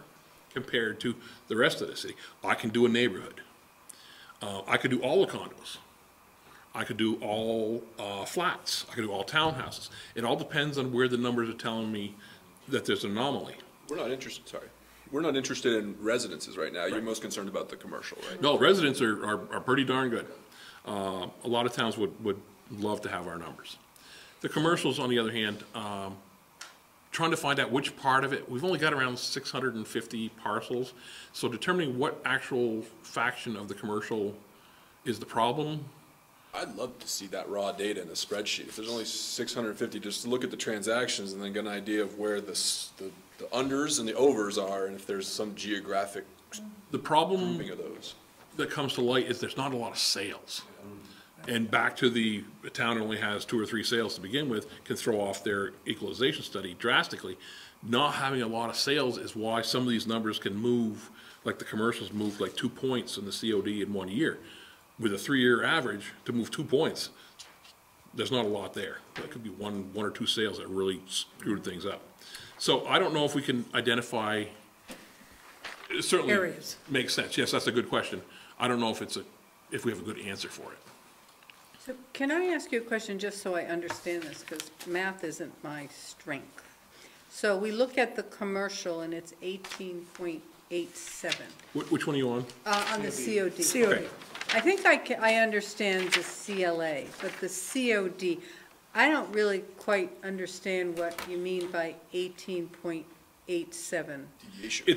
There's a formula. It's a long. Is that the percentage of commercial properties that are, The bigger the number. No. Give it the bigger the number, the smaller the number. I mean, that definition. The bigger the number, the worse it is. There's a formula that's involved. It's not a simple answer. oh, okay. Whereas looking at the CLA is, the COD is not. Fundamentally, Tom, it's the distance between what is actual on both sides of the bell curve, right? Yeah. If the bell curve's real narrow, that means that That's good. the appraisals are dead on. Okay. It widens out, a bigger number widens the bell curve out, and the distance from what is an accurate number gets greater. It's a Both ways. quantification of the number of the deltas and their disparities between the assessed and the purchase price or sale price. Standard deviations from the mean. So the higher the number, the worse it is. The worst is. Matter of fact, when that number citywide gets to 20%, another state jumps in and But says, when we look "You're at, gonna when we do look another at thing." that number, when we look at that commercial number, and you take a look over the years, there's always been the discrepancy, between that and, let's say, residential. We'll just pick on that one for the next one over. And it's been, I'm trying to look at the ratio between the two, between 7 and 18 versus the prior year between 6 and 16. And it seems like we had some years that they were in closer proximity, but it's always been, at least in looking at this, it appears to always have been, I don't want to say out of whack, but, consistently much broader than our There's more residential. volatility in a commercial property than there is a residential. Some of that, all of it, relates to available money, available stock, demands for jobs, everything that right now the market is really high. The reason being there's no inventory. Not a lot of people are selling their houses. Yeah. So the people who are buying them have to pay long dollar to get them. Commercial properties are a little different. That comes down to a monetary decision. I'm going to buy this property. If it's not going to make me money somehow, I'm not going to pay what they want for it. Which is what it comes down to. Which begs the next question I have, which is, in 2006, my sense was that when that reassessment was done citywide, it dumped a slightly disproportionate amount of cost onto residential from commercial. Would that happen here again if we reassessed just commercial? No, it would do the opposite. Yeah, it should do No, the I don't, opposite. I mean, it says the COD doesn't tell you which way it goes, it just says there's this much dispersion, right? So Right. the question is, once you reassessed, right, would the average of would all the that average reassessment be value- lower than it was before, or a little bit higher, or about the same? It should just be more equitable. We're talking about equity here. Equity. Yeah. So the equity between the commercial properties would get better. So So it that, might be equitable, The but point is that residential tax Residents will rates pay went more. up, right, after the last citywide reappraisal, won't because think commercial property values went down, right? And that was maddening for the average residential no, It's homeowner. a CLA question that you're asking. yeah. So if you reappraise commercial only again, do you think that this would happen again? Because of our CLA with commercial in the last few years being significantly lower than the CLA for residentials, that indicates that their selling prices are higher than their assessed values. Okay. And it's a greater gap than residentials. If I understand this, we are kind of concerned that there are commercial property owners in South Burlington that are either grossly underpaying their taxes or grossly overpaying their taxes relative to what they should be paying if we had less dispersion. Right. And, okay, my other question is, I heard you say 650 commercial properties. Don't we have 6,000 residential properties? Almost 8,000 total properties. Does that change how expensive a reassessment is? If it's 650 properties, are these things much more? It would definitely be less. Okay. Cost per parcel would go up. And do you see value in trying to identify a geographic area within the city to even narrow it down even more to make this less expensive and a more manageable project? I can certainly look at it. Seeing if there's enough sales to even do that would be the issue. I'd love to see the data if that's possible. And are there state funds available for this? We get funds from the state every year for maintenance of the grand list and reappraisal. Does that get stored? I mean, just Yeah, banked? you store it up, so when we have to do an appraisal, we have enough money. So that's in a the special theory. fund, and we have enough to completely pay for that at any point, especially for just doing a commercial. But even if we leveled it out to get a much more reasonable dispersion, that's not necessarily going to increase the amount of taxes we collect or affect the residential tax rate at all. It's just going to be more equitable. The effect on the grand list would be up to you people, because based on the CLA, the indications of the common level assessment indicate that those values are worth more than they're assessed for. So the commercial property values would probably go up. With that gain in grand list dollars, how it's spent, that's up to you guys. But would we also find that if we have, through appeals or what have you, that we have properties that are overpaying at this point in time? You see any adjustment in those? Typically not as many properties overpay, and that's commercial, residential, any property. People are more than willing to come see me when they think they're paying too many taxes. Okay. Very rarely, and I can't say never, because I've actually had people come in and say they're underassessed.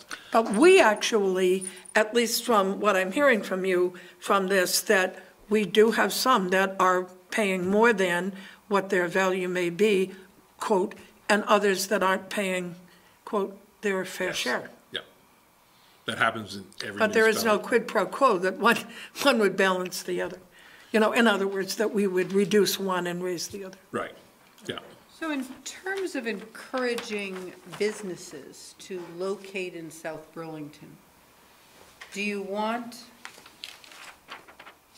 it to be as equitable as possible? Fair. Or- You want it to be as fair as possible. Or don't they care? I mean, do they look at this stuff? Well, I would think they probably do. They do. They look at the bottom do line, look they at look the at the bill. They look at what their tax bill's going to be. Sure. Your best bet would be to promote the fact that the commercial properties in South Burlington are as equitable as they can be due to our due diligence of doing a reappraisal, and couple that with the fact that Burlington assesses their commercial properties at 120% of value. Oh, Good selling wow, point. that's easy. That's in their charter. For business. Make that more well-known. Yeah, 20% off, right? it's exactly what it is, Right now, 20% before off the end of the sale. year. Right. Black Friday, right here.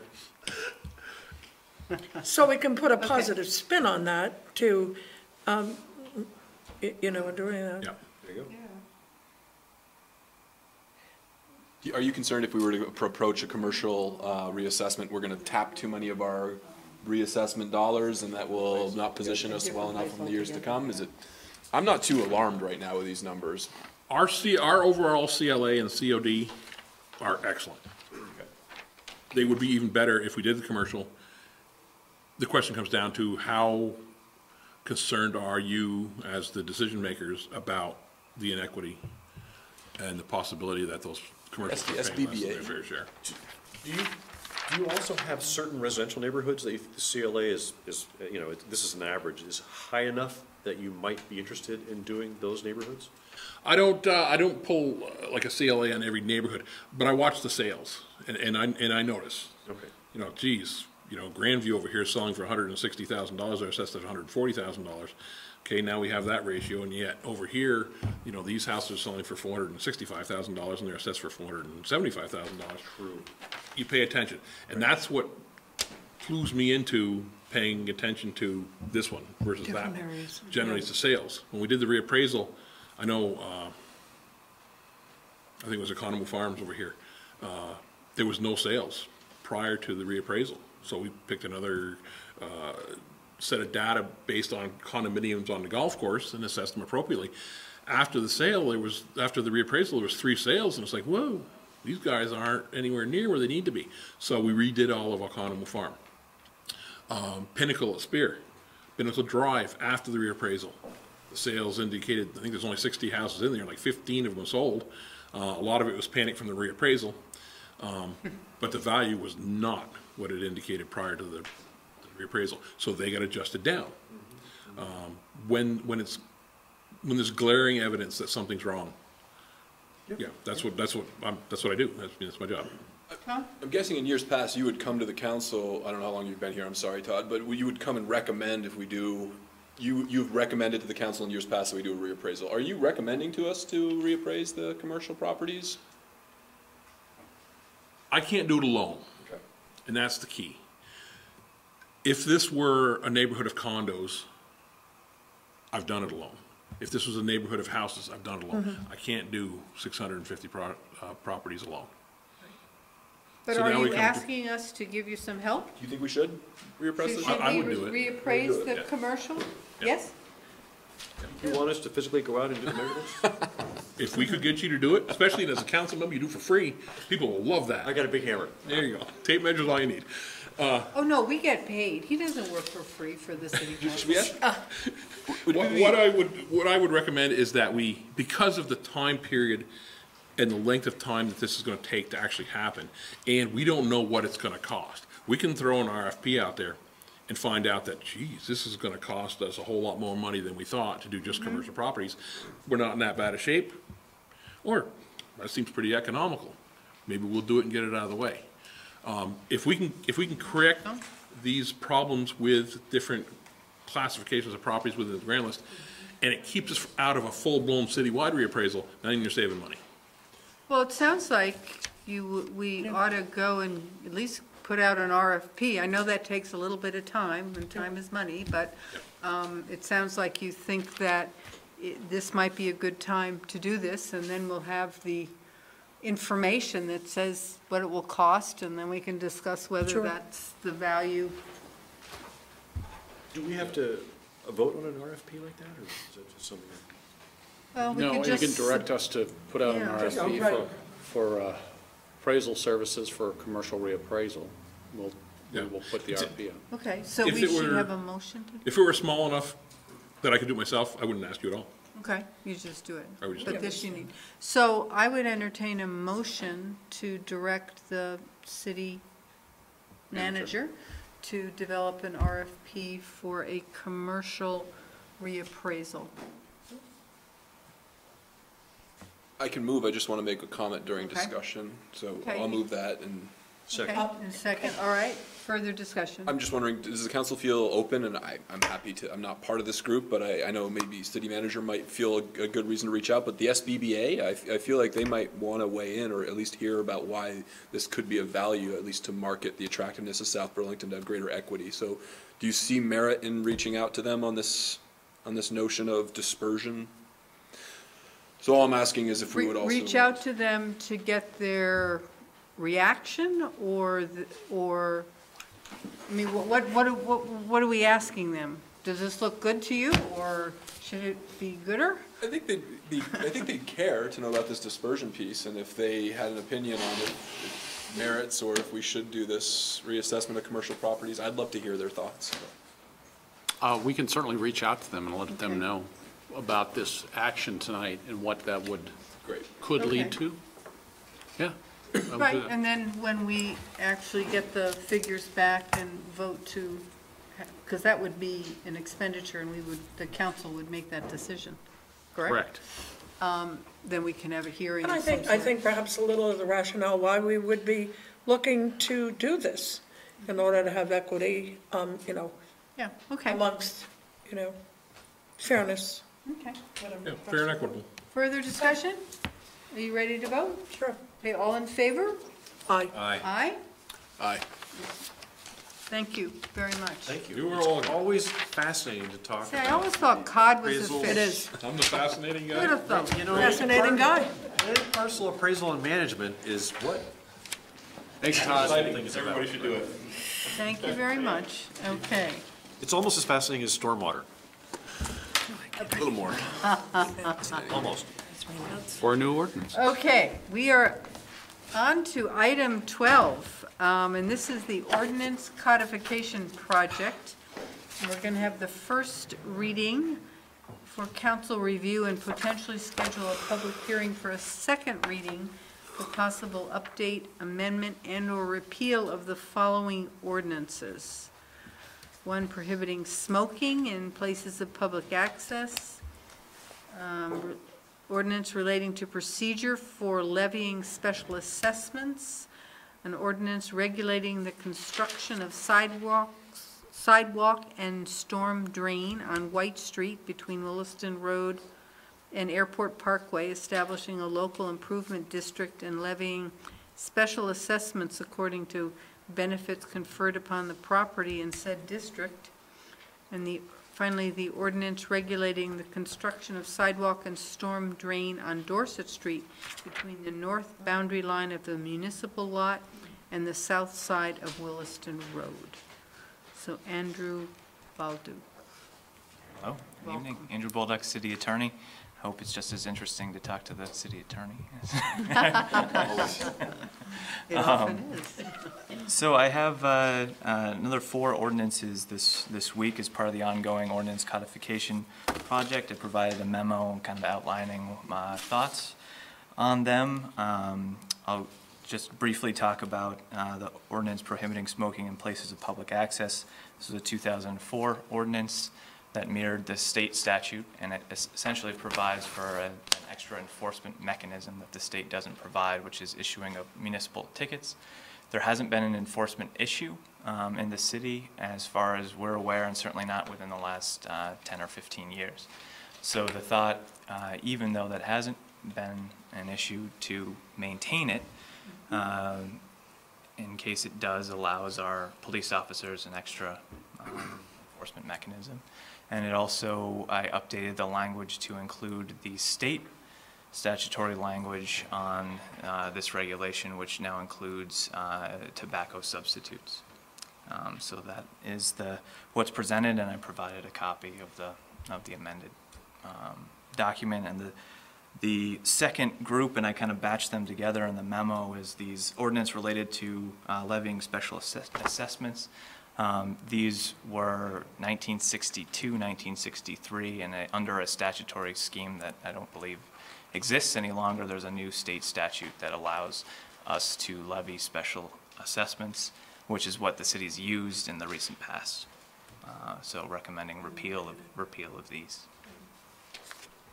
Well, full disclosure, I will let you know that the smoking legislation was something that I worked on and was a strong proponent of in the legislature.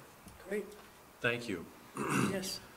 For a number of years, we kept strengthening it, but this was legislation or a topic for which I was recall with dedicated. horror some very small conference rooms at IBM in the early 80s that were smoke-filled. Oh, That yes. I could not wait to get out of. Yeah, Speaking of that point, there was in our original ordinance an exception that mirrored the state law for designated employee smoking places and businesses, and that was later repealed right. by the state. Yeah. Will marijuana be considered a tobacco substitute should this state legalize the recreational use of it? That is up to the legislature. They would certainly make it easy for municipalities like us that have adopted an ordinance that's mirrored the state statute, but I'm assuming that they probably won't. They'll probably make it a separate thing. But again, that's up to the legislature to decide. But as it's currently written, that wouldn't fall under. Yeah.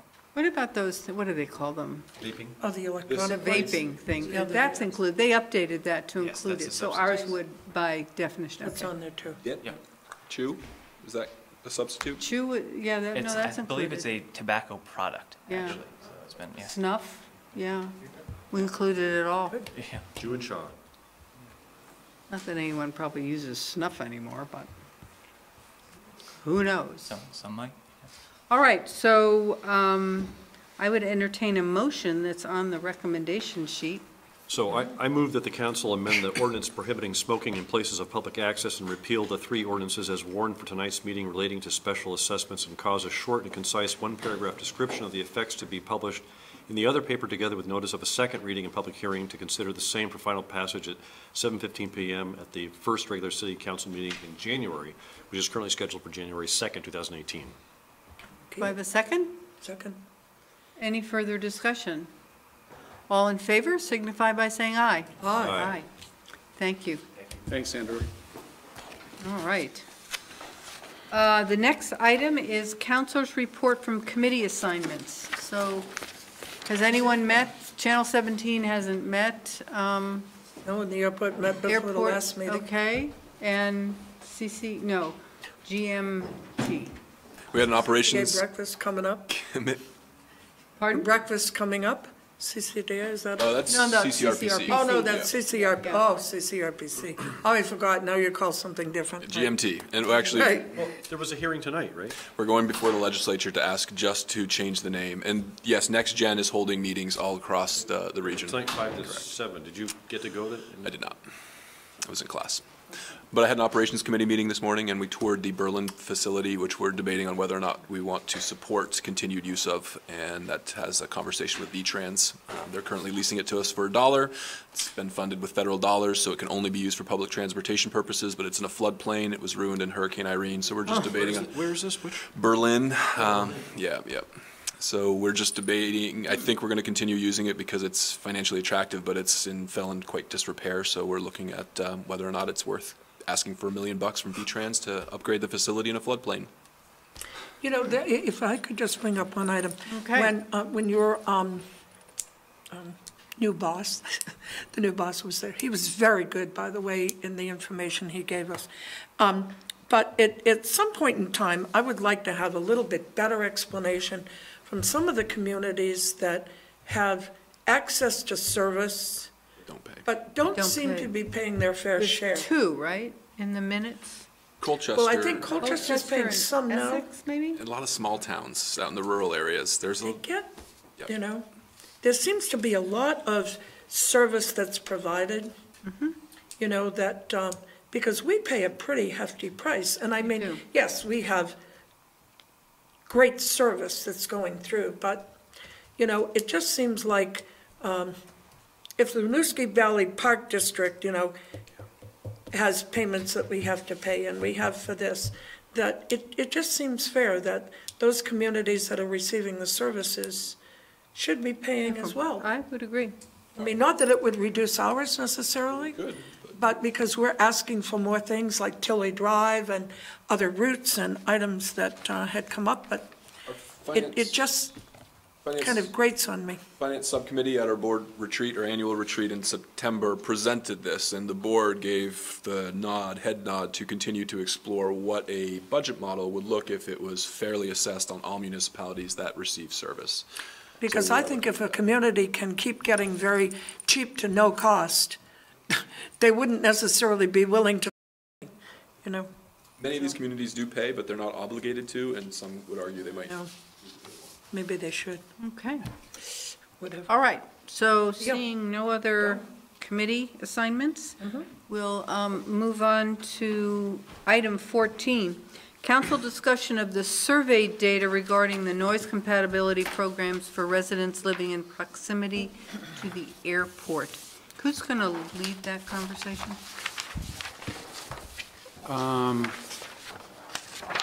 You have, actually, I wasn't at the last meeting, so I was not part of the discussion on the development of this, but from what Coralie has related to me, she had worked with Megan to put together some potential survey questions. The council was asked for input to Megan on that. Those comments were incorporated then into this survey tool that was then approved by Megan, and Coralie pushed it out in every possible conceivable direction she possibly could. I think there may have been something in the other paper, certainly on our website, on all of our social media, in an effort to make sure that people had an opportunity to respond. As of today, there are a little over 100 responses. 131. The site is still open. You have the results of the survey questions here, as well as the comments that are included on the back pages. And we can leave the site open or close it. I think there was an intent to bring this data to the Technical Advisory Committee meeting possibly tomorrow when they meet. So that's, Tom, you got more on that? Not that you want the posting of the results, whether or not you want to continue to keep this open for responses, or at least just looking for direction in terms of how to manage the page. My thought is to keep it open to generate more comments. I think we should submit this or share this with the NCP, so, and then update them with additional information. I think the more input we have, the better. So that would be my thought. Don't just cut it off. Okay. But Keep it open. keep it open and get more, Absolutely. more people to comment. I thought the questions were good, and I'm glad that we reached out. I mean, I haven't read through all the comments, but, and you know, another thought I have is I noticed that there was just one comment that talks about Winooski, or I live in Winooski or something, and I'm wondering if, and I know there aren't the updated noise maps for Winooski, but we know for darn sure that the F-35s are going to have an effect on them. We just don't know what it is.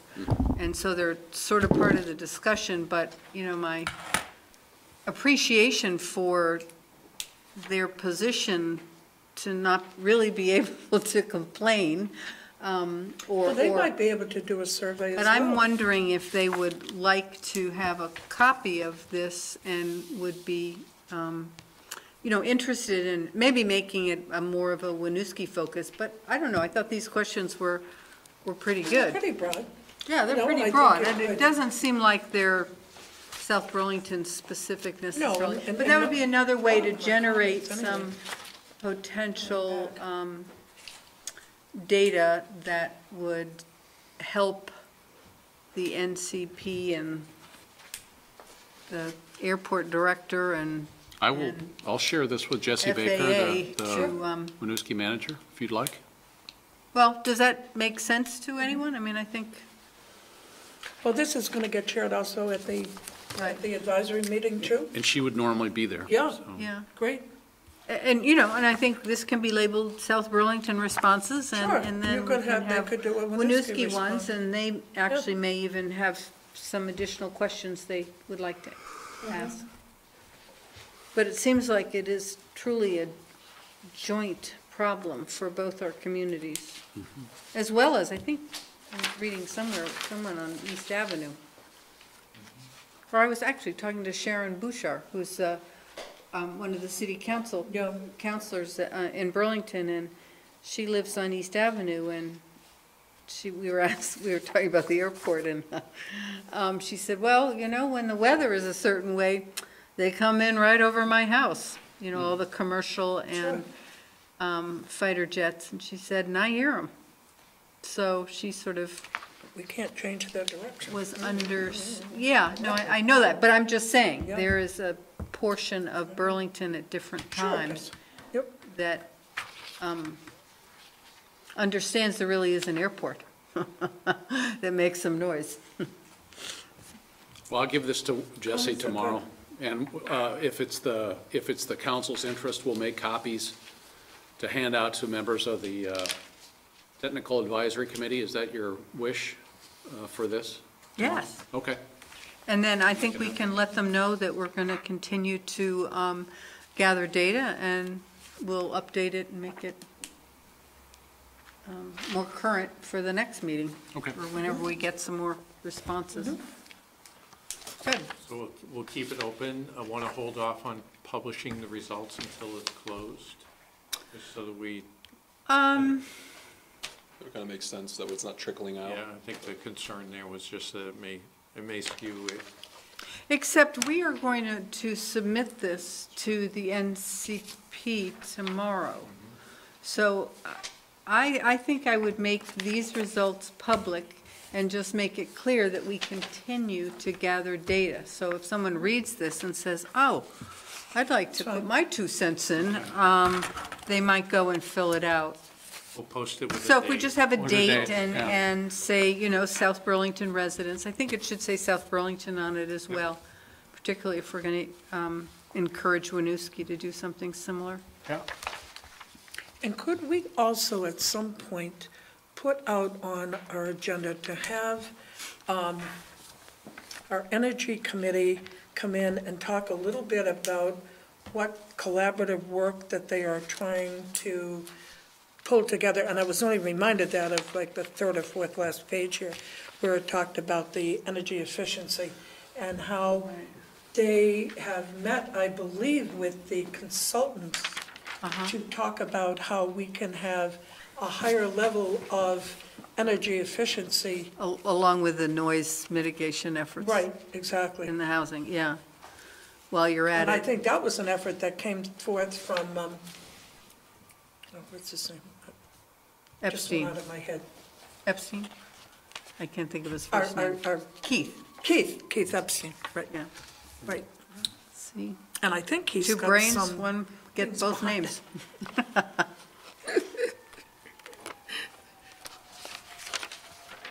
But we haven't heard anything back from him in a while, and I think it would be good to find out, you know, are they able to move anything forward that looks like we might have some collaboration with them, since we're strong on energy. Great. Yeah, well, I think, it seems to me when the NCP, you know, looking through sort of, we got that email from, I can't think of her name, but she was outlining the format and the purposes of all the different committees and how they work together. One meeting I recall was going to focus on, or one of the topics would be, what are the sound mitigation activities that are possible and would be recommended. And it seems to me, prior to that conclusion or report, that it would be good for them to have Keith and the Energy Committee come in with some ideas. While you're at it, here are a couple other things you could use. Want to see if you can have funded and included that are energy efficient.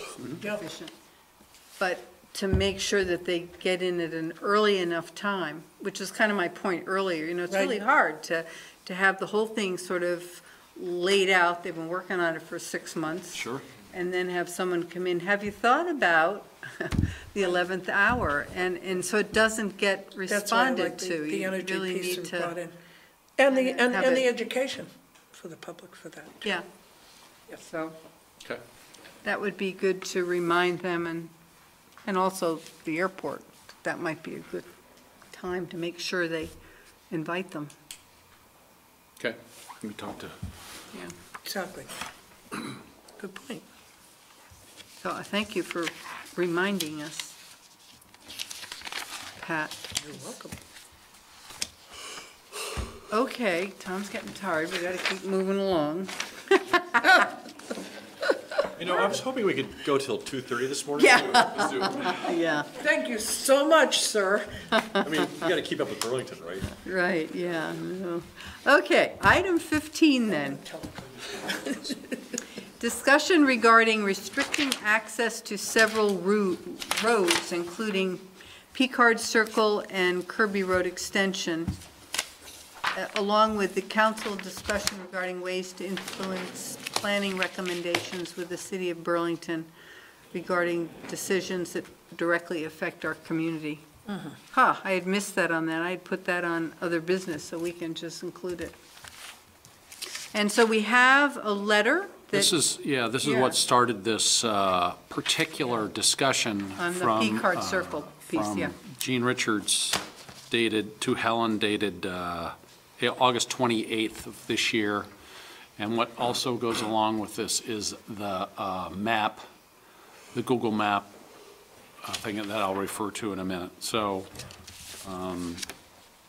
Gene, in his letter, suggested that they have discovered needles and vagrants in the area of the Kirby Road Extension and Picard Circle, and for that reason are asking that the council block access. So they let us put dog fencing up on this parcel of land. We could let them just put fencing up on our roadways, right? So if they want to block access, they could put some fencing up. Well, interestingly, that's what they're doing. So Tom and I went over there today. Yes. If you look on the map, you'll see a red line that is on the site of the old parking lot for the old dog park. That red line is in fact Jersey barriers that the airport has brought there to close off the parking lot from the ability to park there. So they're spaced with maybe a foot between them, and it gives appearance that they're going to continue that at least to the end of the parking lot. So they're, I think council also received, or Helen at least received an email from Nick long ago this past week, maybe, that had some photographs of some people who'd gotten out in the old dog park in their cars and had kind of spun around a little bit out there. Well, certainly that Jersey barrier that they're putting up would block that.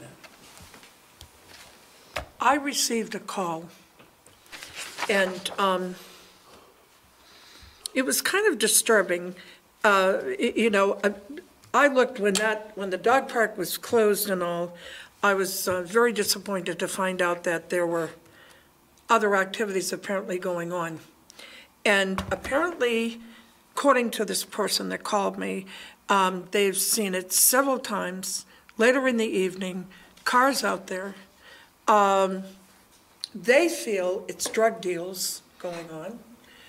I have no way of knowing if it is or not. But there is some, what you would say, suspicious activity. If this alone would take care of it, I'd feel great. I don't know if it will, but, you know, I mean, it's at least a step, I would presume. But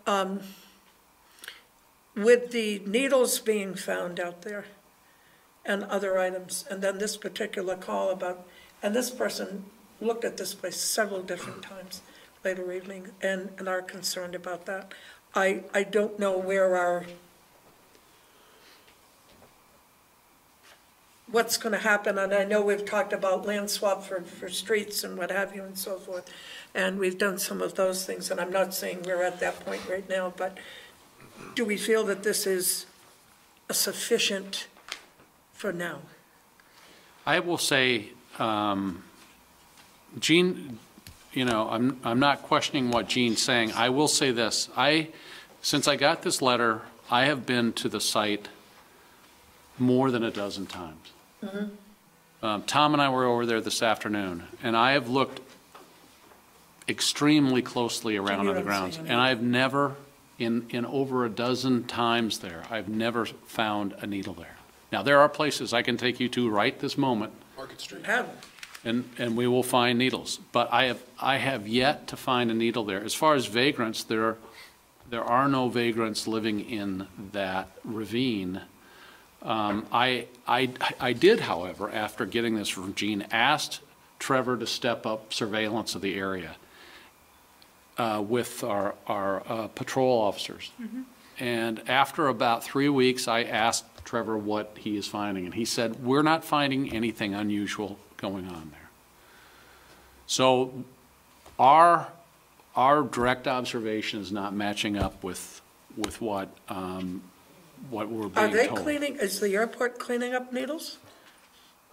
I mean, if It they would said seem they to were be the there, case, would but I gotta tell you, Pat, I've gone over there so many times at so many different times of the day, before work, after work, in the middle of the day, and I have never yet found a needle there. Okay. Now, it's not I'm to not say saying they it's weren't. not Yeah. happening, but I just have not found any. And we pay pretty close attention to this stuff because this is hazardous. Did they not put the only- barriers on the street or on their property? I think it's probably on their property. It's I'm going to say 18 inches off the paved area. Do we have an interest in keeping that as a public city highway, city road? We may have a statutory obligation to keep it. Do we plow it in the winter? Yeah. Oh. And Picard Circle too? I think Picard Circle too. I can't remember last year, but I think Kirby Road Extension we do. Partly because of, the dog park was there, but. Are they asking for us to pay to do any of this? Or are they just asking for the right to put up a fence and block road access or put a curb line in? It's unclear to me in the wording of this. Yeah, Justin has given us an estimate that the cost of putting Jersey barriers up is surprisingly high, in the thousands of dollars. They could do it, I mean, if we don't care. But we may really, but more importantly, we may have an obligation under statute to keep it open. There's a statute that says that when, well, Paul's here. Paul knows this better than I do. I think that if there is a property, a recognized property, the city cannot unilaterally just restrict access to the property by closing down a road. So We would have to vote on is that reasonably close to what the statute says? The city council had to vote to make what used to be Farrell Street one way, where Joy Drive comes in at the end of Hadley. Oh, and all of this, anything that we would do to actually shut down the road is steeped in legal proceeding. Yeah. So you could just do nothing. You could take no action based upon this letter, this request. You could. It's a request from Gene. Right. From the Director of Aviation I would that do nothing. the city do this. That's my vote. It's not clear what he's asking for, so I would be in the same boat as Tim on Right. this. Well, I think he's trying to solve the one perceived problem with the Jersey barriers. And Yep. I am perfectly okay with that. Yep. Because that is this airport's property. Yeah. And it looks as if they are on their property. I think they are. I'm less willing to have them put a chain link fence across the roads Now, if because they're- that restricts. If they were to do that on their own, that would be a problem. They can't do that. They can't do it. Yeah, they so, can't block so, the road. Thank you. and at this point in time, I'm not interested in just ceding over this property to the airport. If we do that, there's something we need to get In exchange, in exchange. I mean, and we've talked So- and swapped before, but we're not ready on anything like that now. so. And Megan wanted me to recommend, have us consider a new dog park around the Picard Circle area. In our roadway? Under not in the roadway, but, Okay. have an agreement, have a lease or something with, long-term lease with the airport. Or maybe it's an exchange, you give them Kirby Road and we get, A roadway, a dog park? I don't know. P-card or something. Yeah. I mean, it's a long, he could really. Is that a drier patch of land than? But I think one of the problems Yeah. that happened. I don't know, was- she just raised that as an opportunity for a Yeah. dog park near this community that is, I know it's close to the runway, but it's not as close as the Well, old one. one of the items, I think if we go back and recall, is that when we had the lease for or the rental, however we put it, that we had it for that dog park back there, and it was brought up by a resident that he felt that it was not part of what the FAA would approve for the land that had been purchased. And that's one of the reasons we got thrown out. Because when it was checked with the FAA said absolutely, no, that is not an airport use. So that I think the only way we could probably get around that is if we did some type of a swap. You know, and that might be a possibility, but I think that's why we got thrown out of it before. Okay. I mean, we were gonna be limited into a number of years anyway, and it was, I thought it was a pretty good place, but. Well, except it was really wet, I guess. I mean, I don't take my dogs to dog parks. Yeah, it was wet in certain areas there. So it wasn't usable. The airport has security as well, so if they're concerned Absolutely. about the people misusing this property, they can patrol it and they can walk it. They have a giant spotlight up on a tower. They could just That's right. Trying to the airport's problem. I don't think so. Yeah. So, But that's not to say that needles weren't found there. I mean, you know, I don't want to say somebody's right and somebody's wrong on this, but, you know, I mean, there well could have been. And the concern of the person that called me, who saw the cars there several times late in the evening. Maybe it was teenagers making out. Well, it could be. I used to go there. you. I don't know why they Oh, wanted me see, there. yeah, here we have a Watch the planes? grown-up teenager that used to do that. So. Tom, maybe that's the winter area, Tom. I kind of want to leave it open for the kids, but Tom, maybe that's the winter area for the area down by the backside of the airport, you know?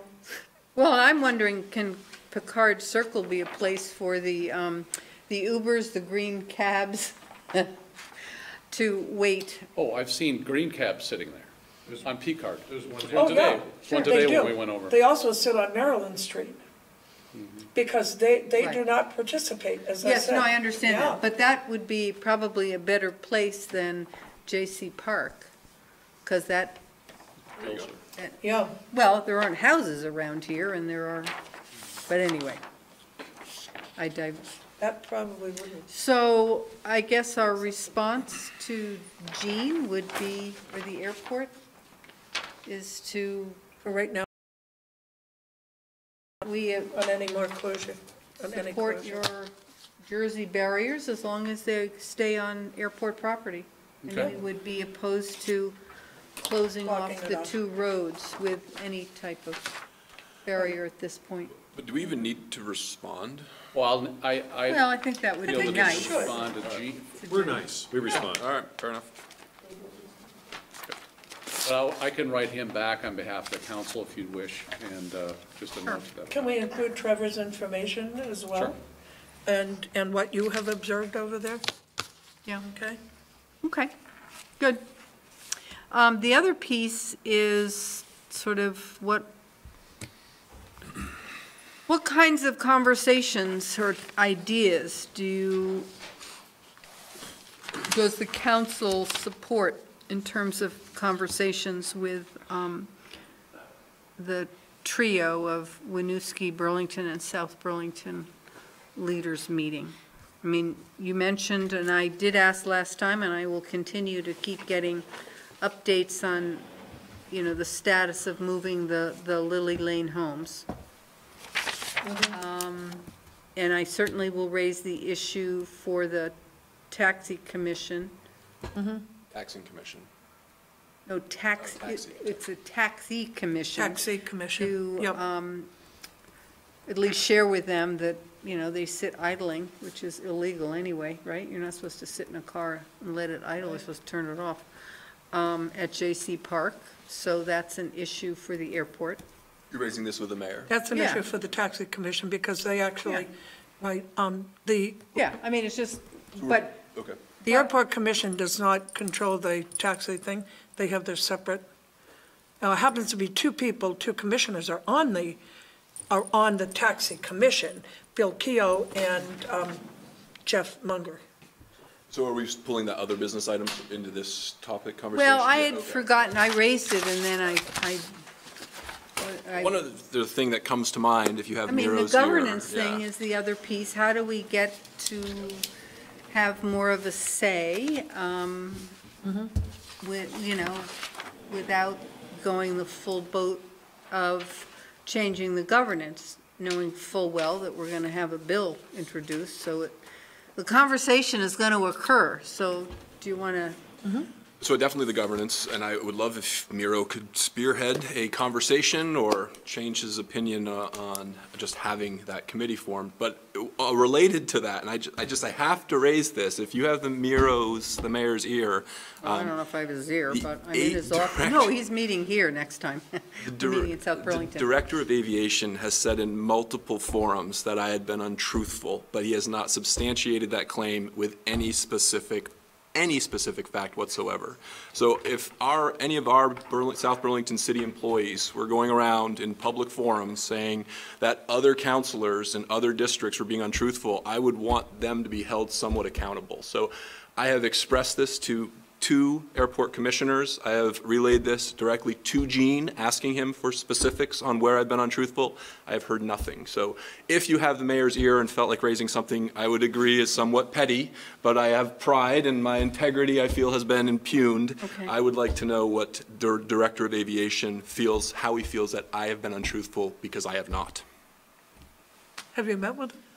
He reached out, and I sent him my schedule, and he said he would get back to me, and I haven't heard again. Well, and I'm not here to defend him because I'm on your side with this thing. The item is, you know, that this is the time of the year that they have traveled to all the different areas to promote more flights and stuff. So I make no excuse. If we want better communication, it's got to be two-sided. Okay, I agree with you. Well, but in terms of, yeah, I'm sorry, go ahead. Well, so, I mean, was the last meeting where this kind of like signal floated out where they would kind of like us to think about rezoning some property, you know? And it was like, you know, for God's sakes, just make a direct request if you want something, right? I mean, if they make an application to the planning and zoning part of the city to say the BIA would like to have the city consider doing these actions on this land, right? Rather than having just a balloon that floats up over here but doesn't float up over there. That was one commissioner that brought that up and said, have you as a council considered rezoning to help, and this was to replace revenues lost by the housing. And I said, we as a council did not have a full-blown conversation on rezoning. I said, we're not going to rezone just for rezoning's sake. It's going to be done on a per-issue basis. So right. I think I was pretty direct with them. We butt heads with BIA on a lot of issues, right? But there has to be an opportunity to cooperate on other issues. Yes. Yeah. So, and I think you're probably trying to seek those. We are. That path this now. Isn't really supposed to be confrontational. That's something where they have to be forthright. What are your plans in the future for the properties that you've purchased, and how can our city somehow work with you to understand the best way forward on that? For everybody. For everybody. All right, whatever that might be, and there might be a lot of angst about that, but at least if we get it on the table, we can start talking about it, That's right? true. So and I would agree. So I do too. What is the consensus? I mean, I think I know, but, you know, in terms of going, as the NCP moves forward with gathering their information, a couple times, both I think the mayor as well as Jean has said, well, it's really the FAA only, and Pat, you've conveyed this in conversations, the FAA really only wants to hear from the people who live there, not the political. Well, the strongest voice to come from the people and not the elected. So how do we, I mean, what's our approach, or what is our bottom line in terms of having what we feel are really important needs of this community articulated and influence what gets built into that plan, and then is the basis for an application for money to do X, Y, and Z. I mean, they did respond the last meeting. I said with Moreau, I said, we haven't heard back from you on the MOU, and you got it in June. No, it was earlier, yeah, June. It was.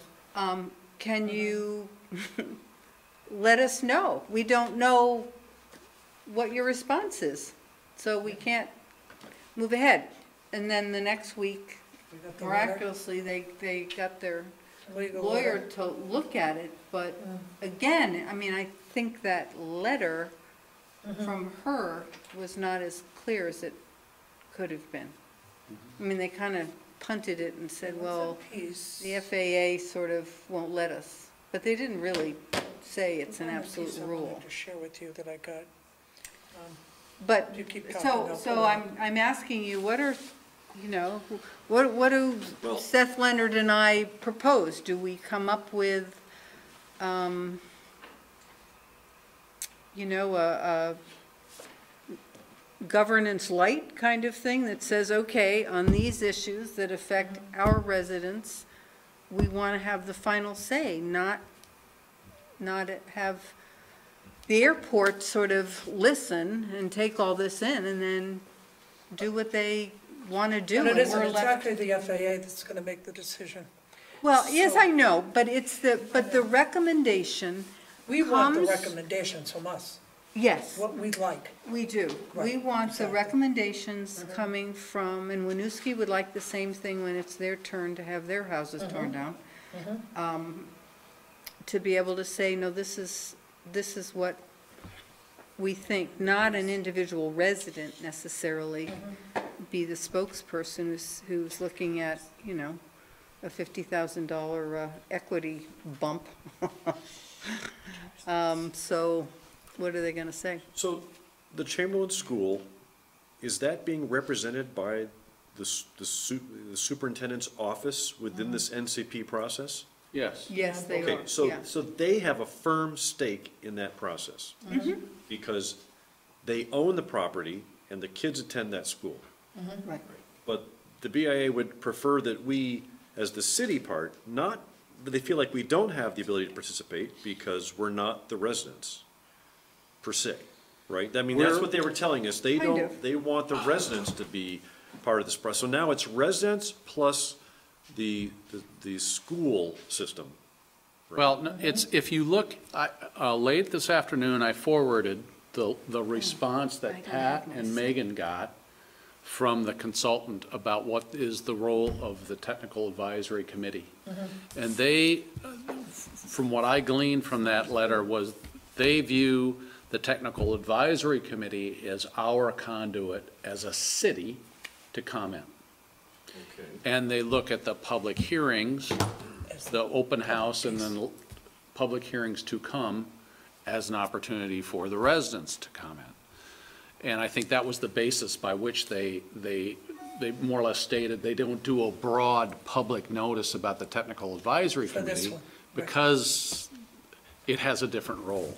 And so I forwarded that to you all so you could see that. But I think that the city's perspective is represented through the Technical Advisory Committee.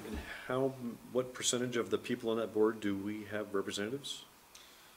Well, we have four. 4 out of 20? Chester and Winooski haven't even, or Wilson haven't even showed up though, right? Yeah. They're not participating. You know, I don't know, I don't know how they would ever vote on something, the weight of a vote, but we're there to advise. I don't know, Carmen and Paul are on it as well. I don't know that. 15-ish? 15 people roughly. But in one of the presentations, it said this body does not make the decisions. The airport management makes the decisions. Yeah, So that's it's- very clear. Yeah, that was made crystal clear at 2 meetings. Right. Yeah. I'm not expecting this group is going to have an action of a vote at any time. Right. That's not how it's been laid out but- at this time. But that board will be conveying opinion to the FAA? Yes. Well, That will not. no, the airport commissioner conveys, So the airport commissioner, Well, the MC, well, go yeah. ahead. This is all input into a decision that the Director of Aviation will make about what recommendations go Excuse me. go forward to the FAA and the so NCT. he's the final filter. He's the So final. I asked in that meeting if the airport commission would bless or approve it, and I think the answer from Jeff Munger was that they didn't the last time, so it's just the airport director. But maybe the airport commission might want to have. Well, you know, and I think that's a good piece to bring up, that, you know, I mean, if we've got this advisory committee, which is very different than what they've had in the past, I think the role of that was designed to bring forth the recommendations from the committee. But I believed it was all going to the FAA from your group. Oh, direct? Oh, that I believed that that was going to be all-inclusive in the report to the FAA.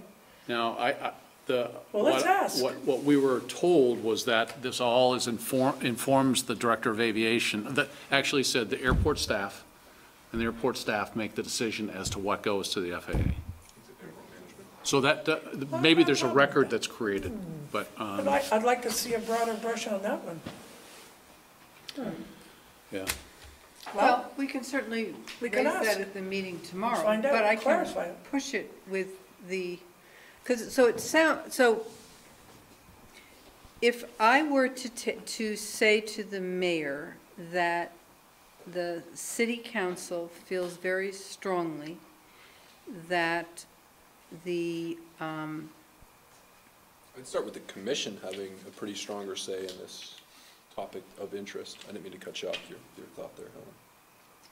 well, I mean, I think our bottom line is we would like to have, as a community, real input as well as the power of saying, yes, this is what we feel would be the best recommendations for our citizens. Whatever aspect of the report or applying for money to do any activities like sound mitigation, this is what our community feels would be in the best interests of our residents.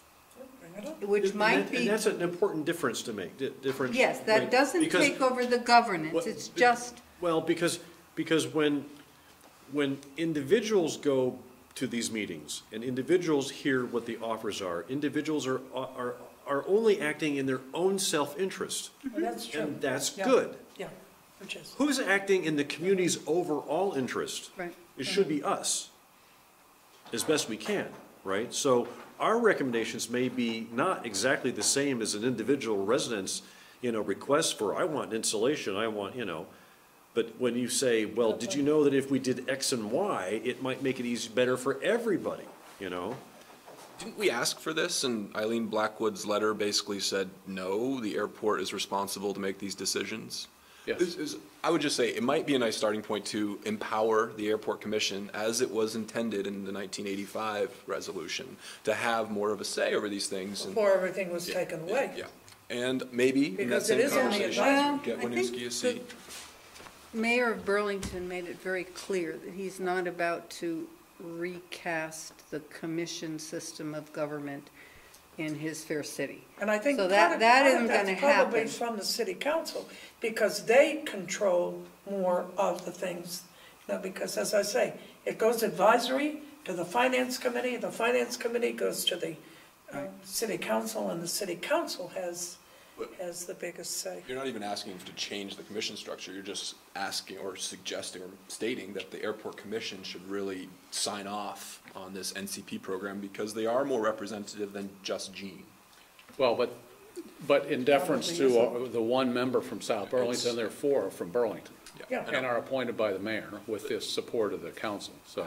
We can make a lobbying effort, we can lobby those commissioners, they're all good people, they're all great people, and I think we could have more influence on them. Well, but I think the bottom line is that we want to have the concerns of the South Burlington residents, and particularly that area of our community, have some, what would be the right word, kind of general influence on the programs. We want to have more input, we really do, and have it into what happens. so that we really direct that. We can't make the FAA fund anything, just like Gene can't either. He puts in whatever he No, but we can make the appeal, requests. we can make the But appeal. the appeal should Right. be, the Exactly. program outline and requests need to reflect what this community and in the future what Winooski feels works best for them. And those two might be different things. Right. But the other piece with that, we have to remember, is that we have Do you want in that? know what all of our options are to have available. I mean, I know that there was a listing here of some, but we have to know what the options are and what is the, what are the ones that are, in the, not pecking order, but that we understand what all of those are. And, when we have a piece that comes out, regrettably, that, when asking how many people would be able to go to a meeting, and there are very few, and I know tomorrow's meeting is not the important one for people to attend. The general public should be at the larger, public meetings. But I think we've got to do everything we can to get as many people there so they understand what each of these, what does the berm represent? What does the insulation mean? What do the windows mean? What does the whatever mean? So that it's not just their own self-interest piece, but that they are looking for a broader, scope for the city. And I think knowledge is everything in this process. So that means that, do we have the responsibility to do extra public education? We might. For the residents of the neighborhood? That As best we occurs can? to me because the public isn't, and I think it's intimidating and, so. No, but just to show up to find out. I mean, I've had people call and ask, when could this mitigation start? I said, well, don't get excited. You've got to be patient with this thing. But I do, I just want the people to understand what could be done and what might be able to happen, for this. The different types of mitigation pieces in there. Well, I think it would be good for the city of South Burlington to collect some of that response. So if you get a list of, these are the 10 things that they said that could possibly happen, and clear definitions for that, and we share that with the public, and we ask them for their input. And then we pull it together, so this is sort of, the majority of South Burlington residents feel they want, a berm, or whatever.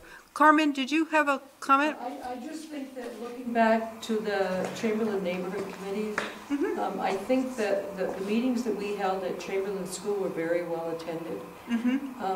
People were very interested. I think that the personal touch is much better than trying to do everything like either in print or through computers. There's a lot of older people in the neighborhood that don't access a lot of that kind of information. And I think when you have some sound information, that's not a good word, some concrete information to share, it would be a good time to call a meeting at Chamberlain School or something, and to inform the citizens that way.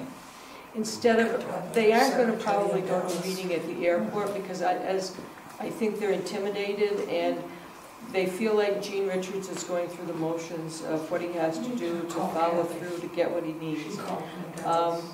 But I think if we show an interest in promoting what we know, we're going to get better participation in a personal manner.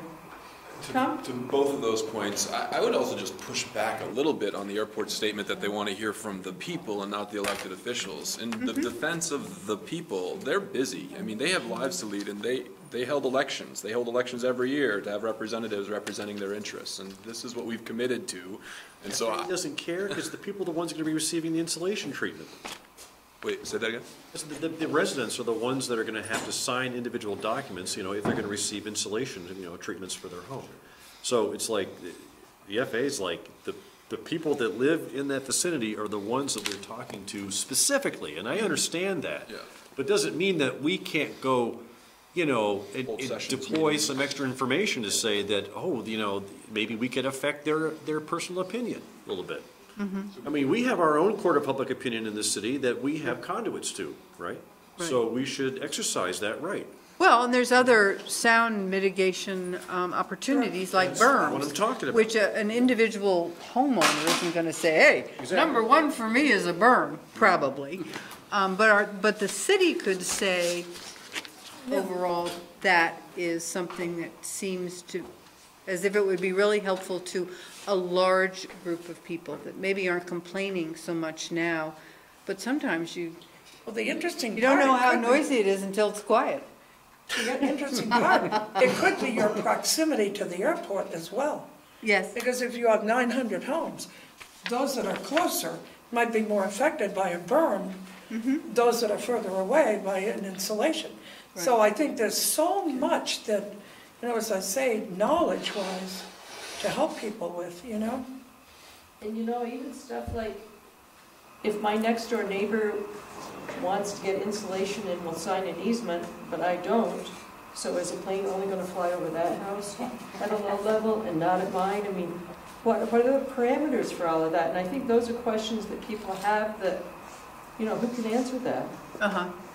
So I think you have to have people that have good information available too when you're informing the public, because the questions can be really scattered and seem odd, but... And some have done certain things to their home, have already replaced windows, but maybe it's the insulation part. So, it's not going to be the same thing for everybody necessarily.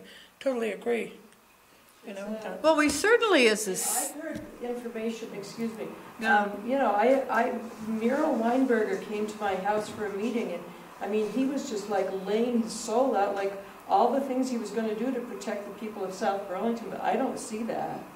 And I don't see that with Jean Richards. So I think there's a real general distrust for information. But I think the people that people are going to trust are people that work, that are representing us here in the city. So I think you have to be careful how they get their information in order to, if they're not feeling like they're being strung along. Well, I think as a city, I mean, we certainly have to, I need to know more information about the navigation easements, but to your point, Carmen, that's conceivably something that the city government says, there aren't going to be any navigation easements, period. I think that comes through the FAA. Well, yes, but my understanding is that... The city could turn it down. Yeah, that maybe that'd be another I'm good just point, saying, though. maybe Yeah. that's a stake in the ground that's a broader. Is there precedent for that in other communities? Have other communities? Well, I don't know, but Jean did say, or no, Duchette Wasn't Jean, said, it was right, it was the consultant. some places don't have them.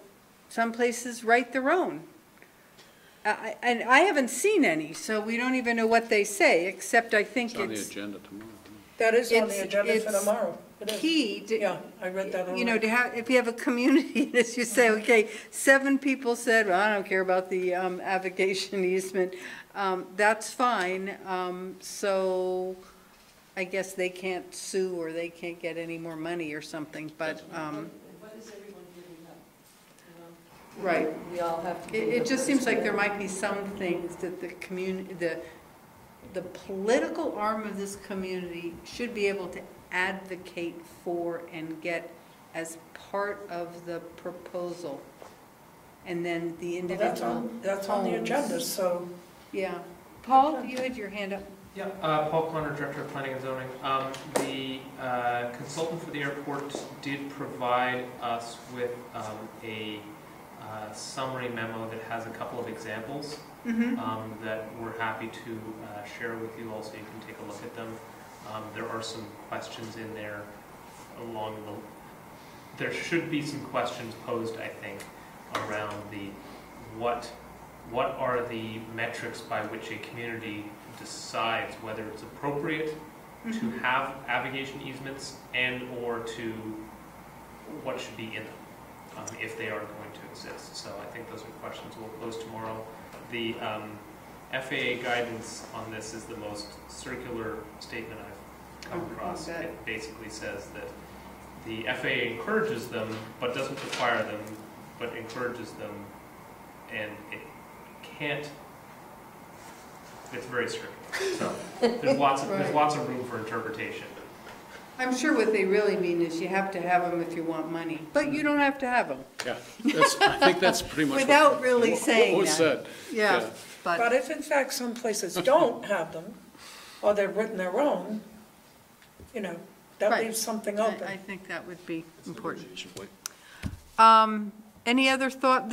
Hopefully we'll be meeting on a regular basis, the three of us. So as Nice. things evolve, maybe I'll report back, and Good. maybe some of the heat can come out of the conversation and we can get somewhere. I'm hopeful most of the time. Good initiative. If I created heat, I apologize. I didn't mean No, to. no, I didn't say that to make you Solve the problem. apologize. I get it. No, it's push the conversation, so. All right, it's 9:15, so Sue would like a very little break, and then we'll reconvene right on schedule at 9:30 for October financials. What's the password for the Wi-Fi here? I can't, is it Thank you. 575 Dorset? I can't get on. Can't get on ours? No, I haven't, it's a new phone, I haven't been on here before. No, I could open that clerk thing when I came in, then it shut down, but I couldn't open anything else. Are you still not getting your stuff through the No, box? no, I can open it at home, and I read through everything, can't open it when I get here. Do you I mean, I connect can bring up clerk base, I loaded that, but all the blue things, so I can get in, can't get in. And So I'm you- glad I and read it all ahead of time. you're- okay. And you're connected into our, Oh, hey, listen, I'm probably off base with this. I mean, it happens all the time. Check and see if you got bumped off. Tim can't get on. Tim can't either. I can't, now I gotta find out what the password is. I know it.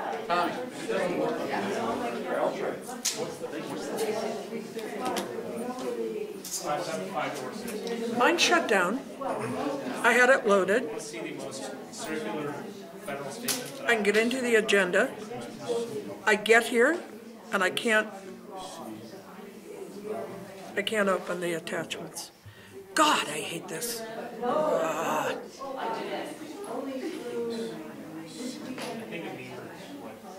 It was so much easier when we dealt with the box. I could get in with the box. Can you access it when you're here? What, the Wi-Fi? Yeah, Or just get on this guest Wi-Fi? yeah. I have been able to, but I don't do it because it runs my battery down too. Oh, okay. So, but I have a new phone here and I'm trying to,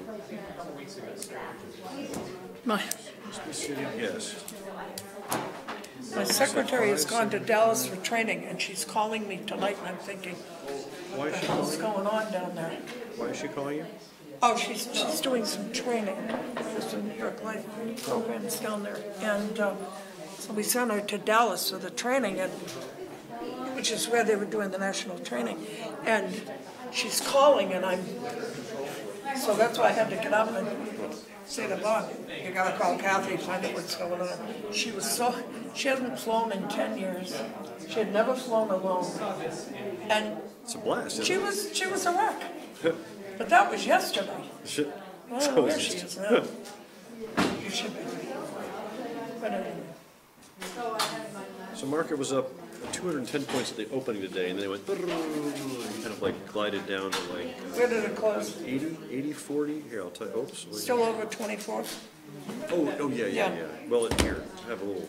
Jesus, that was funny the other day. It McCain closed. says he'd vote for the bill and it goes up 300 points. Yeah. Oh shoot! I don't And have. Charlie Rose gets nailed and it goes down. It was only up 58 on the Dow, 24,290, but it started. Way to Charlie. At, like Started Dow high. futures. Traveling for the holidays? Yeah. So it started boom right up Yeah. there, and then it just kept petering down.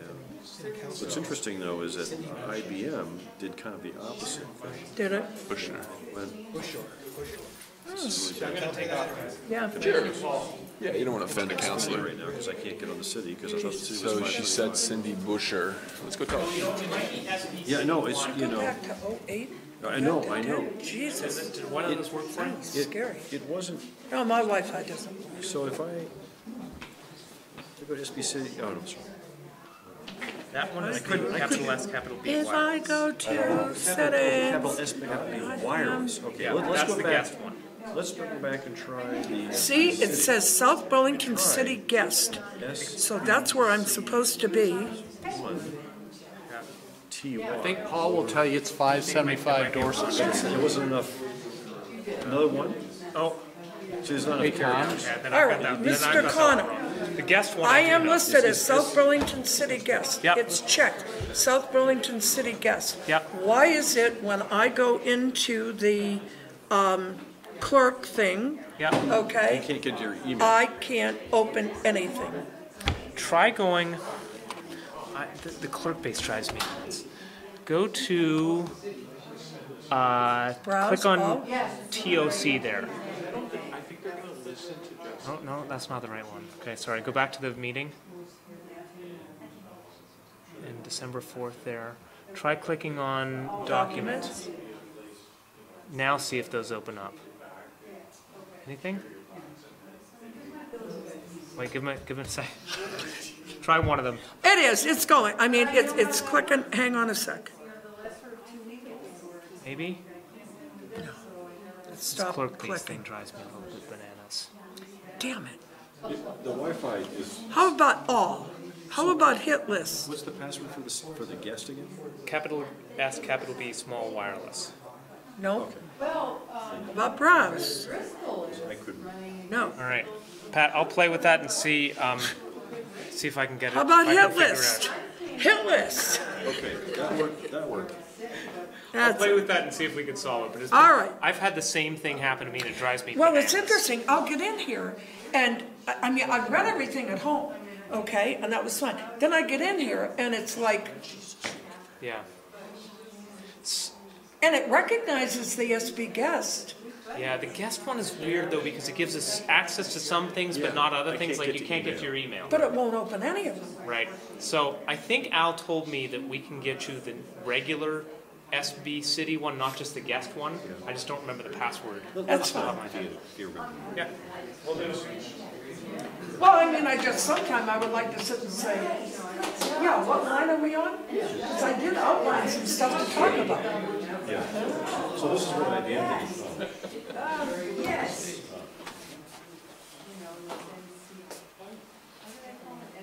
Okay, I'm out Hi, of here. kid. I'm out of here. You're leaving. Where are you going? Have a wonderful, joyous holiday. Oh, you are going? Oh. So that'll be in the California desert for the winter. For like, what, a couple weeks? Oh, no, she goes to London. Saturday, Yeah. I'm back the first. When will you be back? Would you like a hug goodbye? Wow. Okay. See, she got the email today to wear the green. I suffer with, Yeah. I suffer with depression. Oh, Wow. does it? Since I retired, Okay. it really has exacerbated that. Light helps. Yeah, Yeah. so I go to a place where I can walk 3 miles every day and prepare for the Nice. marathon. Yeah. And up until a year ago, I took my mom. Yeah, and then your mom passed. So this is my first year without mom, so it's all gonna be. So where do you go? Do you have other relatives there? No. But friends, a lot of In the friends. neighborhood, yeah. Yeah. Where do you go? I'll go to Indio. It's about 25 miles east of Palm Springs. This is California. Yeah, people who work in Palm Springs Yeah. live in Indio. So was this like your mom's home out It there? was a condo that she and my dad bought. Nice. When they paid for their house in the 80s, Yeah? then they bought this little condo. Nice. And it's like $7. Safe. So I You're get gonna that. have great weather. I think so. Oh, Well, my sister. But I'm gonna, but every other Monday at 3:30, I am gonna turn on the computer and get the, and watch the city council. Oh, nice. yes, You'll be 5 minutes. great. That's okay, I'm gonna watch. Hey, you can turn on and watch the airport Something commission. outrageous happens, I will send you all an email. It Say, says, what the hell are you doing? I leave Burlington, South Burlington, and look what happened. Yeah, see? Anyway. Hey, we're on time. Well, we appreciate your being here all the time. Thank you. Have a healthy new year. Thank you, that's what I'm looking for. She okay? 10 minutes. Remember, I don't find you wherever you Did you reach her? It's been more than 5 minutes. You didn't get her? I won't. Did you listen to her I won't. voicemail? I actually stretched that because I figured Yeah, there is. Let figured me we get might be it. longer. You tried to call her, though, right? Well, we didn't have And Justin's out, that saves you half an hour. Bye. Yep, so. Sleep would be nice. It's Kathy, just want to let you know everything's going good. I'm having a great time. Food is wonderful. And I made some really good friends, so I'm going to, probably bye. Rain is gotten too much. Talk to you later. Jesus, all right, so there's nothing wrong with her. She's fine. Well, I figured this, that you probably still had enough money for the bar. Can I say more? She's a great gal. We gave her like $100 spending money in case she needed anything, even though she gets picked up at the airport. Everything is taken care of, you know, but, I said, look, hey, those goddamn Uber people parking just any old place. Green Mountain, that's Green Mountain. I don't do anything I don't like. Oh, they're terrible. Well, they don't, you know, we get money, the airport gets money from Uber. Because if you come in and pick somebody up, that's the only fair And way. people were lovely. Oh, Uber has to pay a fee to the airport? Show for 30 No. It's, no, it's there is a pick up, drop off fee at the airport because all cabs pay something. Right. Well, theirs is different because they don't sign on to the medallion type thing. But they had to go through all of the conditions with the city. But they don't have to pay. But no, there is a drop off or a pickup fee. It's one or the other. But if you walk out to Airport Drive, it's free. Probably is, and that's why Green Mountain Cab sits out there. The other day.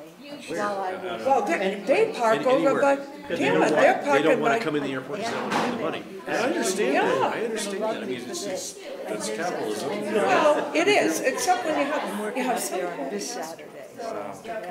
He says, It's probably the busiest. I'm trying to support my Well, 9 kids. this was You know, he's one of the, if you go up Main Street in Winooski, normally we would have closed the house is a frickin' house. and we pay him 70. No, seriously, if No, you look at it, no, I know it this really is- is. We're on our way to Mass on Sunday at St. John Gianni. You know, and it's every other driveway has a Joe's Cab, Fast Cab, Slow Cab, Gray Cab, you know, whatever. Anyway, and they, Oh, I'm the treasurer. This is a very good deal. Of course, we will stay open. we're getting killed by one Uber, shift of working by Uber at that time. And he said, because he said, I pay my fee to the city of Burlington. I'm trying to support my 9 kids, you know? I understand. And I thought, That's what this, you know, but, Do well the some of next the week. cab companies, what we Makes up for heard the fact that was, business was you know, slow they're during supposed the to take, A lot of people didn't know we were there. all of them. But, yeah, I've had People go to get in the $200 cabs, they stink of smoke, blew me away. everything, even though Yeah. that's what the cabs do. these are regular cabs. Wait, the cabs stink of smoke or the people It's a stink of lot of smoke? work. The cabs. Cab drivers. Oh, yeah, no, a cab's right. And they said they have been very happy I am with the Uber, treasurer, so I write the checks. you know, Which is a nice job. No, I've used Uber You know, since July. for all their hard work. So and 5 or 6, no, 4 Apparently, times. everybody will get a check. You know, it's a really clean, quick way if you have one of these. yes, And this is how they should govern all public transportation now. if you it ask should me, be. you know. So you know where they are and where they're coming. Plus You know, it's- we've got kids that travel a lot for business, you know, they're See each other. and, or, I don't know. But anyway, but it's like, my son said, he Yeah. said, the cities, he said, are just amazing. Well, that was my And, feeling. He wants But to we, use state. apparently, the airport has had lots of problems with Yeah. their other drivers. You know, I used to feel guilty. Okay, so Of course, now I get free let's come back to order. Bring your gavel back. I know, I have it. So I'd like to reconvene the South Burlington City Council for their December 4th meeting.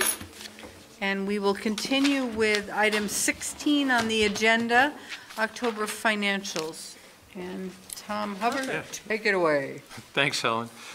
So with a linear measure, we're 33% into the year. You know, we're a third of the way done, which is hard to believe already, but Isn't it? taking us through the month of October. And as we stand right now, our revenue's just over 28%, expenditures at 32%. Not a huge story to tell you at this point.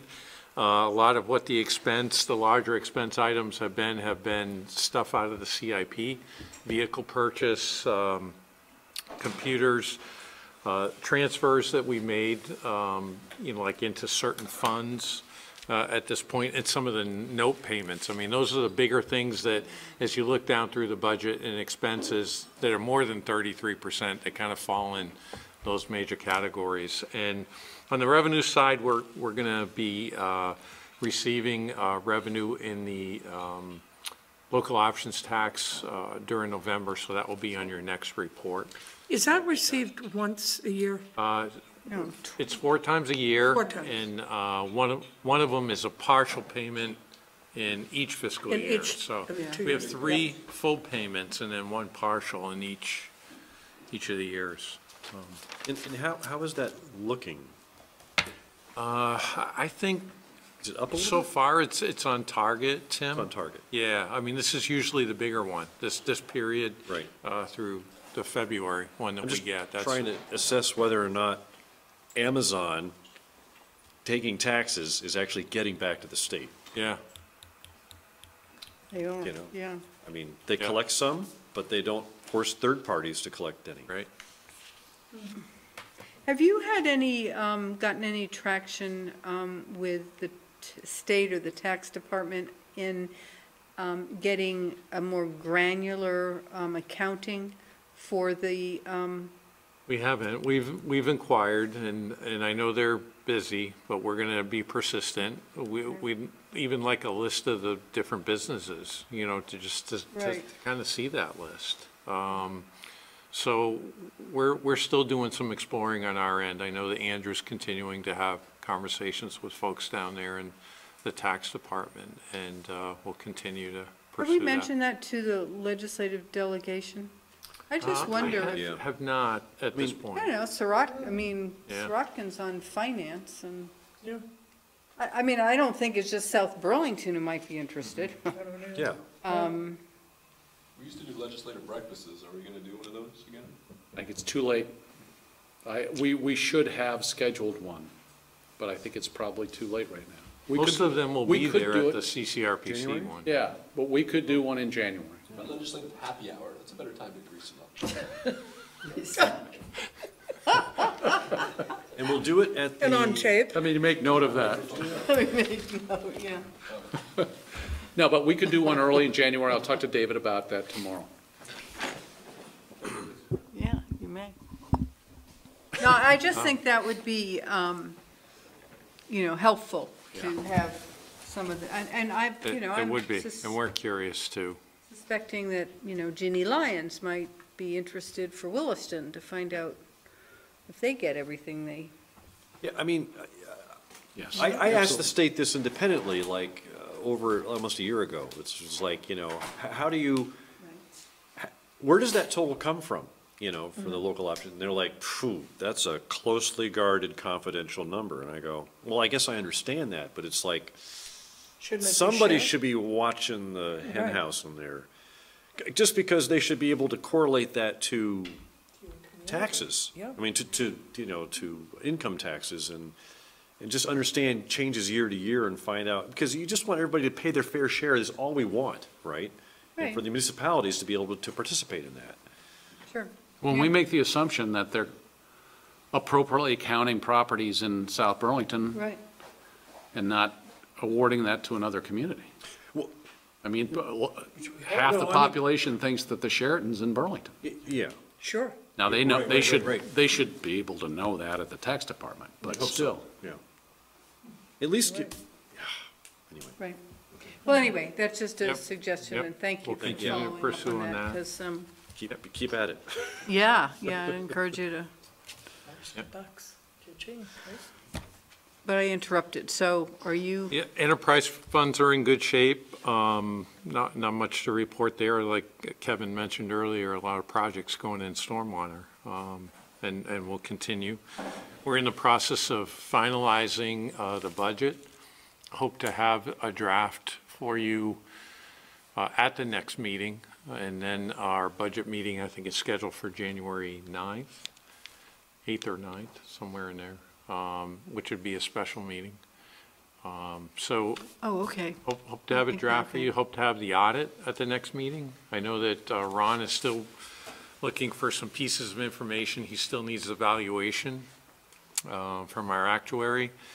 So if all those pieces come together, Ron will report to you on the 18th at the next meeting, as well as our actuaries. So that'll be a pretty significant piece of our next meeting, with those 2 reports on the 18th. Yep. Can I ask about the warrants that, for this meeting and the charges? About the for what? The financial warrant that Oh, we. warrant. I yeah. thought you said the warts, and I was like, huh? So, you know, the two charges for various furniture for the library. I mean, is that having any impact on our budget for this year at all? So, no, because other than the fit-up cost, which does have an impact on it, Tim, the furniture, the bookshelves, the equipment, all that, all those appropriations came out of City Center Reserve Fund, because we really see those as transferable items into a new library.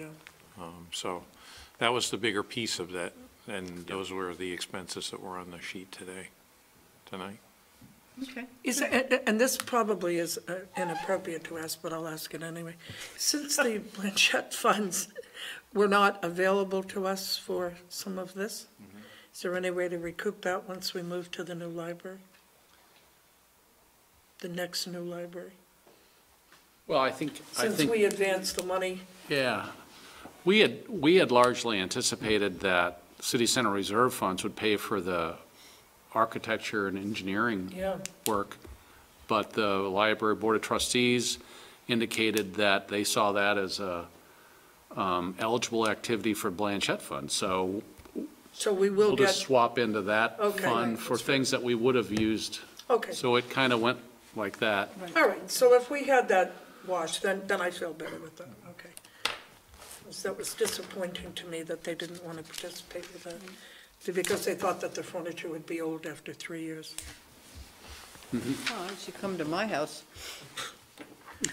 You want to see old furniture? That's why I asked, I said, what kind of people go to the library that would ruin furniture in 3 years? But anyway.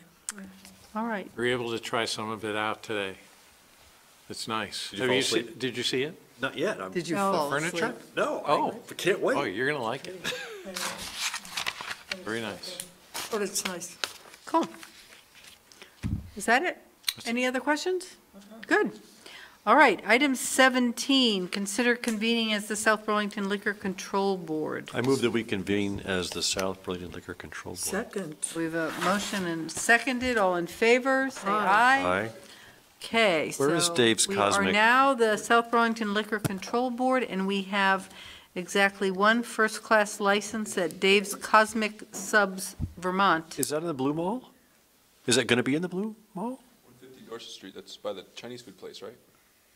Where is it? I thought it. Blue Mr. Mall. Lee's, no? 150, I think. What happened? 100 is the other mall. I thought it was. I can't open the thing, so. I don't know what I did to my, oh, here we go. What's the number? 150? 150, okay. Dorset Street. Oh, where's oops, that? the wrong one, sorry. Google map it. 150? This is Right, Blue in, Mall. it's in the Blue Mall? Looks like by. Where in the Blue Mall? Yeah. What's empty? Part of Eastern Mountain? Are they closed? No, Eastern Mountain isn't in the Blue Mall. Oh, not the blue one, the other one. Oh, I mean, you well, know, they have all different little shops. I know, I was just Yeah, which one it was? is somebody played closing in again the Blue Mall? We sports, don't and know I about? didn't notice anything empty. I do not know. Well, Well, whatever. Are there any concerns about No. them having a first-class? They've been passed off by everyone else before it comes to Yeah. us anyway, right? Yeah, So I would move that we grant the first-class license to Dave's Cosmic Subs, Vermont. second. okay, any further discussion? All in favor signify by saying aye. Aye. All right, so Dave I gets move that we his come out of what? liquor control Come out board. of the. Second.